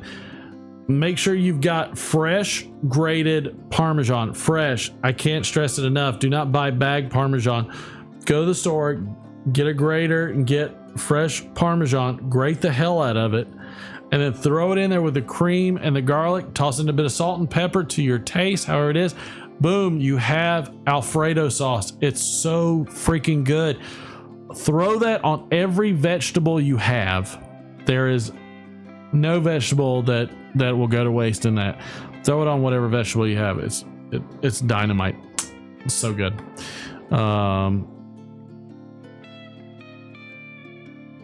Pan frying's okay. Like it's not a problem to pan fry and get a good char on your meat. A smash burger is the same way. So if you are really going hot, crock pots are great, by the way. And crock pots, you can stick ribs in them, you can stick pork butts in them, and you can do that. And again, like I said, I'll bring you some of if we get back up there, remind me. I'll bring you some of that smoked habanero, smoked cayenne, and you can just toss that in there, and that'll give you some smokiness to it. You can make a pork butt right in there in a crock pot. Crock pots are great. They're miracle workers. But no, cheese whiz is fine. Who gives a shit? But use Alfredo. Alfredo, it's very rich. It's very savory. It's like, I will stick freaking, I'll take broccoli. I'll take asparagus. I'll take, it doesn't matter. Like, Brussels sprouts, chop them up, steam those suckers too. Those are great. I'll take pan fry them. They're great there too. But I'll take even cauliflower and just throw some freaking Alfredo, like homemade Alfredo sauce. It's not hard. It's cheaper to make, and you can store a lot of it, and you can freeze a good chunk of it. Homemade Alfredo sauce, by far, Daniel, is so good on so many different things. I can't tell you. And here's what you do to the Alfredo sauce to make it a little bit better. You throw a little barbecue seasoning on the Alfredo, change the profile. You throw a little Old Bay seasoning, some like seafood. That's what they do. I don't. It changes the profile. Like you can take a huge thing of Alfredo and you can make it taste 20 different ways and have an amazing profile to it. So Daniel, I would do that all day long. Like I said though, I know you don't have a smoker or anything, but if but he goes to Augusta next time, or if you're down here, like I will smoke, like I'm smoking jalapenos right now. Like I'm taking jalapenos, and because my wife said you could do that, and I didn't know you could do that, but I'm smoking a ton of jalapenos right now, and I'm gonna grind them up after they've dried tomorrow, or today, like later. And I'm going to grind those up, and I'll give you smoked jalapenos. I'll give you smoked cayenne. I'll give you smoked habanero. You can throw that into any dish and add instant smoke to your dish. My wife did that with her Penang curry. Mm-hmm. It added an instant flavor of smoke to it, which is so robust. It's the way I liken it is like Penang curry is like a very pretty flower right before it blooms. And when I threw that smoked cayenne pepper, it just bloomed. It was so good. That's how I would do it. Pam is going to make gumbo with our leftover smoked turkey mixed with chicken. Yeah, that's perfect. Shred that. The smoked sausage is going to add the fat. Yep. I mean, that's the way to go. Like, there's nothing wrong with it. Also, making pickled eggs, by the way. Who is it? Is it what's the dentist pipe smoker that would make? He gave me a recipe, a Kansas City recipe. He told me the website to go to, and the pickled eggs, holy crap, are so freaking good.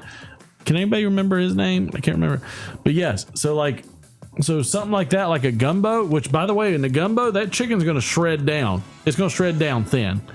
God, what's his name? He's the dentist. He's out there over in Arkansas. Can anybody remember his name? I can't remember his name. He's like the Arkansas version of what's his name? Boca de Boynton. What was the best pasta, spaghetti or linguine and meatballs? I'm not great with that one. Like, for me, I love angel hair pasta, which to me is more of a. I don't like angel hair. I'm more of a texture person in that regard. So, my son and I, we eat a lot of ramen, which is also great for smoked meats. So, I'm good with normal spaghetti, and I'm also good with linguine. I don't have an overall preference of it, but I think. Oh yes, Cliff Higgins. Thank you, Phil. Phil from the Briar Report hasn't been in here in like decades, so he's probably wondering why we're still up. I'm wondering why we're still up. I don't know why I'm still up. It's been a time. I just banged my microphone with my beer can. So yes, my daughter's cat got to my hand earlier. No, please no. Thank you, Daniel. But yeah, like in terms of linguine or things like that, I prefer angel hair. That's my forte. My son also agrees with me. Yes, they like angel hair. I don't. Son of a bitch. Oh, yeah. Cliff Higgins, that is who it is. He gave me the most excellent Kansas City. I forget the webs. I forget what the thing was, but man, I boiled so many eggs and throw them in there, and oh, they are so good. I'm gonna tell you, I think I still have 2 eggs in there left. I'll probably eat them just for the sake of eating them. So freaking good. Won awards and everything. Super easy. Super easy, super tasty. But Cliff Higgins had that great recipe. Bit of misery, dilly dilly. Dilly dilly.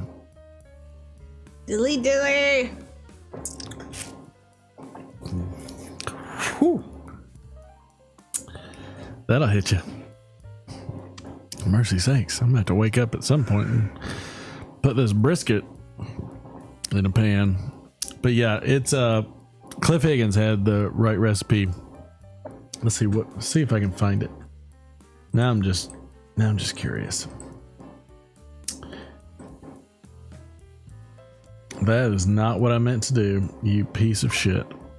My apologies. I appreciate the likes. Let's see. Open a new tab. Kansas City pickled eggs. Oh, this is it. Well, I'm gonna pull the music down. I don't know if I can. Let's see if I can.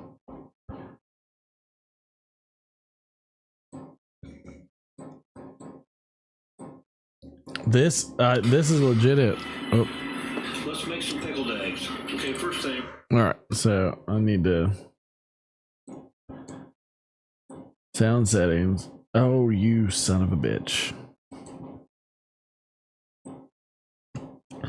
All right, so I'm gonna change this to chat. Okay. All right, here we go.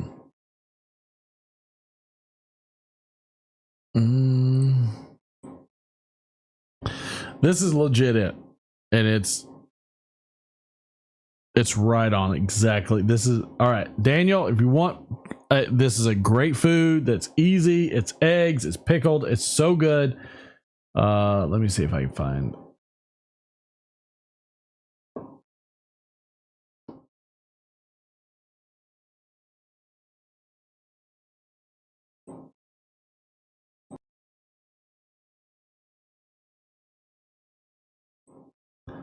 Okay.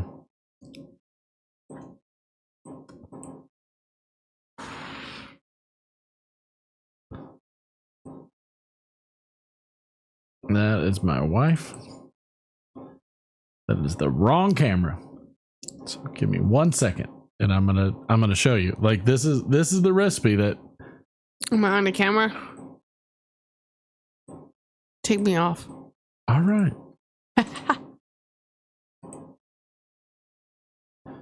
Let me delete that one. There we go. Almost there. There we go. There I am. All right. This is it. Put the eggs on the counter and let them set at least 4 days. You're going to need a quart jar, and you're going to need these ingredients: some salt, sugar, garlic, red pepper flakes, and vinegar. This is the exact recipe. All submerged in the water, and turn it to high. And what we're going to do, we're going to bring it to a boil for about 2 minutes. And This is the one that he showed me. Aside, and we're going to cover it. So let it set for 8 minutes. Give it a stir every now and then. Okay, 2 minutes, and set it aside. Hey, David. While you're waiting your 8 Good to see you. minutes, let's get 2 tablespoons of salt. 2 Hey, David. tablespoons of sugar. 1 This is the exact recipe. Hey, I don't we never use the did baking trivia. soda. tablespoon of that, and red pepper flakes. I don't know why he has baking soda there. I didn't use that. Mixed up a bit. Okay, before we start peeling the eggs. Maybe to make him easier to. Oh, the baking peel. soda was to peel it. Yeah. That's right. Okay, 8 minutes. Start putting your cold water in. You don't want to cool the eggs completely. You just need to put enough cold water in there and you can handle them. Here's where the baking soda comes in.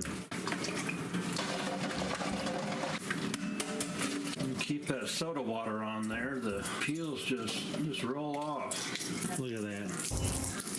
The shells just roll off. Peeling eggs suck. Huh? Peeling eggs. Yeah, suck. it's like a bunch of ASMR. Smell off. I like to go about 4 eggs at a time. I think that's a dozen. That's all I'm gonna do. Make sure none of them little pepper flakes are on the edge. Tighten it pretty good. All right, so let me pause.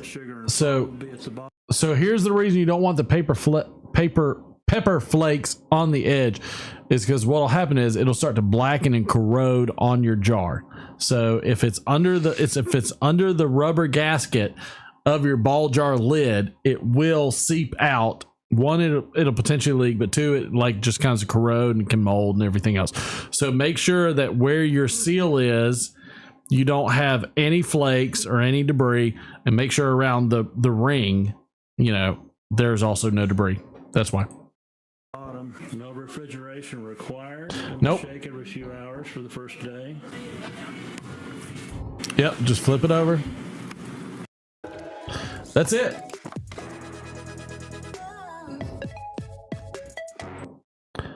That is again, I'm going to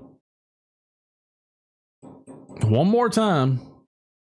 Award-winning. This is what Phil, damn it, what the hell's his name? Not Phil. Dr. Cliff Higgins. This is what he gave me. Doing well, David. Hope you're doing well. All submerged in the water. Do this.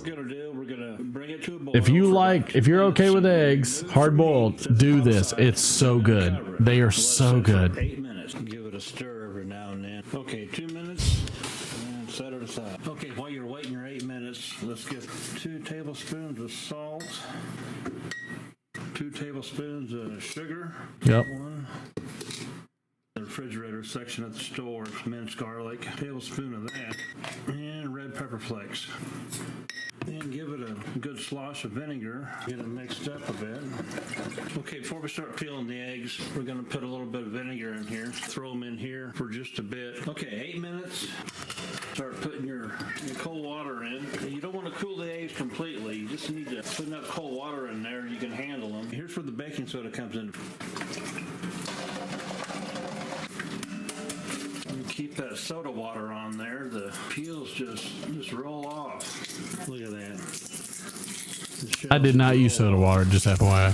That soda water rocks. It works. So. That sulfur smell off. I like to go about 4 eggs at a time. I think that's a dozen. That's all I'm gonna do. Make sure none of them little pepper flakes are on the edge. Tighten it pretty good, rinse it off, shake it up real good. Some of that sugar and salt will be at It's the so bottom. good. No refrigeration required. Give them a shake every few hours for the first day. Yep, I remember flipping them over. My wife can tell you I flipped them over. Yep. They're so freaking good. I kid you not. They were so good. Excuse me. I'd like to ask you a few questions. I would make pizza if I knew how to make pizza. Otherwise, I buy it. Like, I don't know anything about making pizza. I don't know anything about baking dough or making dough or anything like that. Like, if I knew, like, I'll throw some pizzas out there on the smoker and smoke some pizzas. No problem. I'll do that any day of the week. The smoker really needs to hurry up because I don't feel like doing this at freaking 8 in the morning. But yeah, I think pizza. So to me, pizzas are,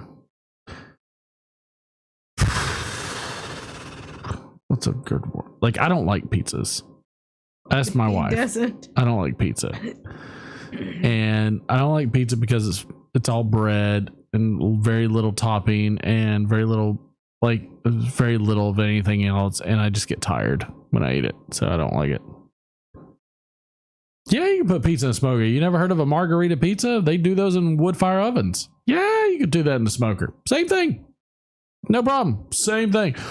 A smoker is just an oven with smoke. That's all it is. Yep, absolutely, 100%. Uh-oh, did the stream cut out? Oh, never mind. It didn't cut out. But yeah. Yeah, thin crust. I would go with a thin crust if I'm going with a pizza. Thin crust all day, easily. Yeah. Just not. I'm just not a big pizza person. Just not. He's not. No, my wife wants pizza all the damn time, and I can tell her she can pound sand. Mm-hmm. I can't stand it. But those freaking pickled eggs, holy shit, those are so good. Oh my god. I think I even ate some on a live stream years ago. And they were so good. Hopefully everybody had a wonderful Thanksgiving. We're having our Thanksgiving today because it's 1:26 in the morning, and that's just how it's going, which I'm good with. Which Mike from Briar Blues can attest. The guy that you get on the live stream is the same guy you get in person. I'm no different. That's just the way it goes. All right, everybody. I think we're going to close out tonight, hitting that 1:30 mark, which this piece of shit.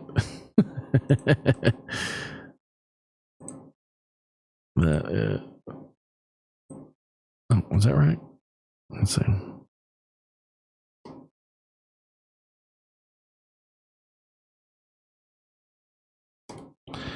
I don't think that's hitting anything. Oh, that's why.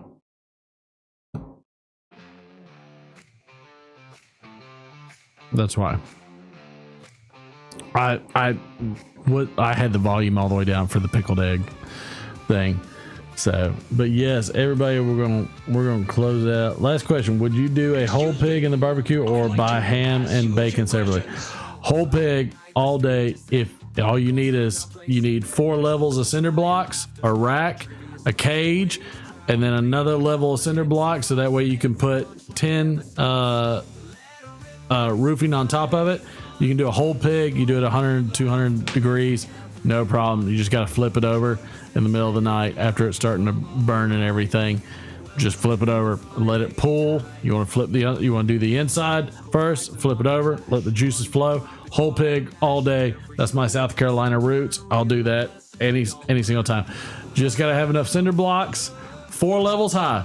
4 level high for the rack, 1 other extra level for the 10. That's all you got to do. That's how I would do it. If that answered your question, Daniel. I hope that answered your question. I hope. All right, everybody. I appreciate the hell out of you. Sorry for the impromptu. Hope everybody has a wonderful Thanksgiving. I know the Canadians had a Thanksgiving in October, and we're gonna hang out for another hot minute, and then my ass is going to go to bed. I probably have to go wrap this damn brisket, but it is what it is. First world problems. Love you. Thank y'all so much. We'll see y'all next Friday. Y'all behave. We'll talk to you soon. Thank you, Bye. Patrick. Thank you, Daniel. Thank you, David Smock. Thank you, Ron. Thank you, Mike. Thank you, everybody. Love y'all. Y'all be good.